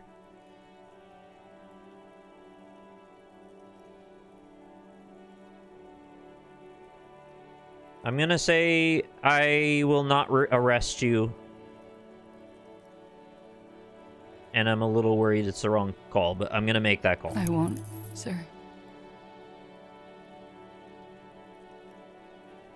Okay, let's talk about you and Ruby again. She nods. No, that's all about Ruby. Okay.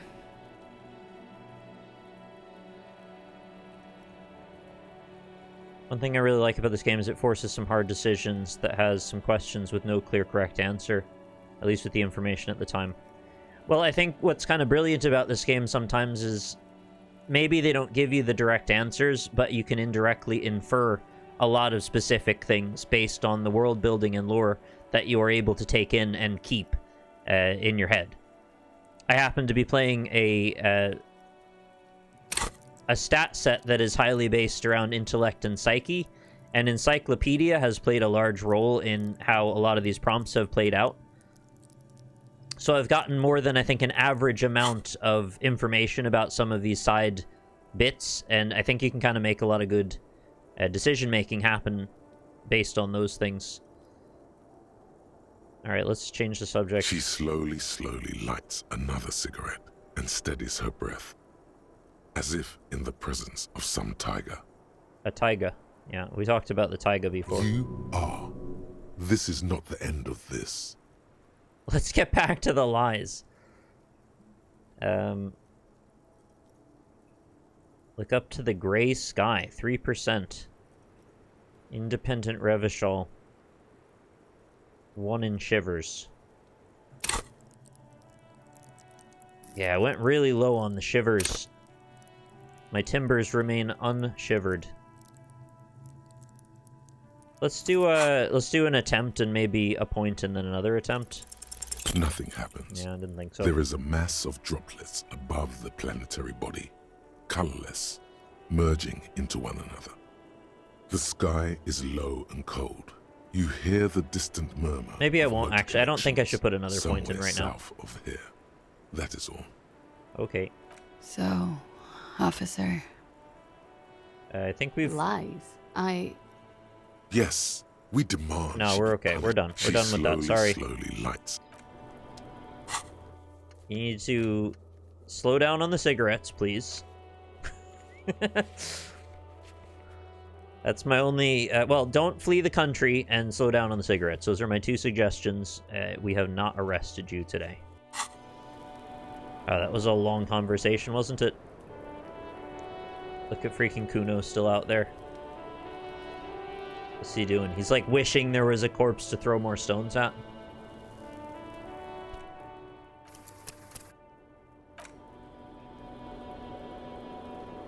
Goodness gracious, that was a lot to take on. So many details. I feel like I'm whirling in rags right now. yes, some of these things have gotten simpler as far as the task journal goes. But we're still missing a lot of information, and we now have to find Ruby, uncover her passport, talk to Titus about it, maybe privately find out about Sunday night, what happened with my memory, and all that. So that will remain to be seen for next session, which will be on Saturday coming up. I hope you've enjoyed today's session. It was quite fruitful, I think, possibly the most fruitful of any session so far. I thought I was wrapping up or coming up on a wrap-up of the story, and it feels like we've still just got a number of more turns to go. And I guess that's good, because I don't really want it to end. Right, so I'll get these clipped up. I know I neglected to do yesterday's. I don't usually do two on the same weekend, but sometimes I do. So I'll get yesterday's and today's highlights clipped, and I'll put them into the playlist. The VODs are still there if you want them regardless, but I'll have that for you by tomorrow or so. So if you want to watch the whole set, they'll all be together. There will be a point of no return at a certain point, but the game will be pretty clear about that. Oh, good. I always appreciate when they give you a point of no return noted like that. Right, so thank you as always for watching. I greatly appreciate you being here. Thank you for the support as always for those that resubscribed and followed. Hopefully see any of you new followers soon. I stream multiple times throughout the week. You can see my schedule. Normally my next stream is Tuesday, but I have a thing coming up. I might not be able to do a Tuesday stream. I will be on Wednesday though, unless something drastic happens, but I don't think so. So I'll see you for that. Thanks for watching. Have a good rest of your evening. Take care, friends. Talk to you soon.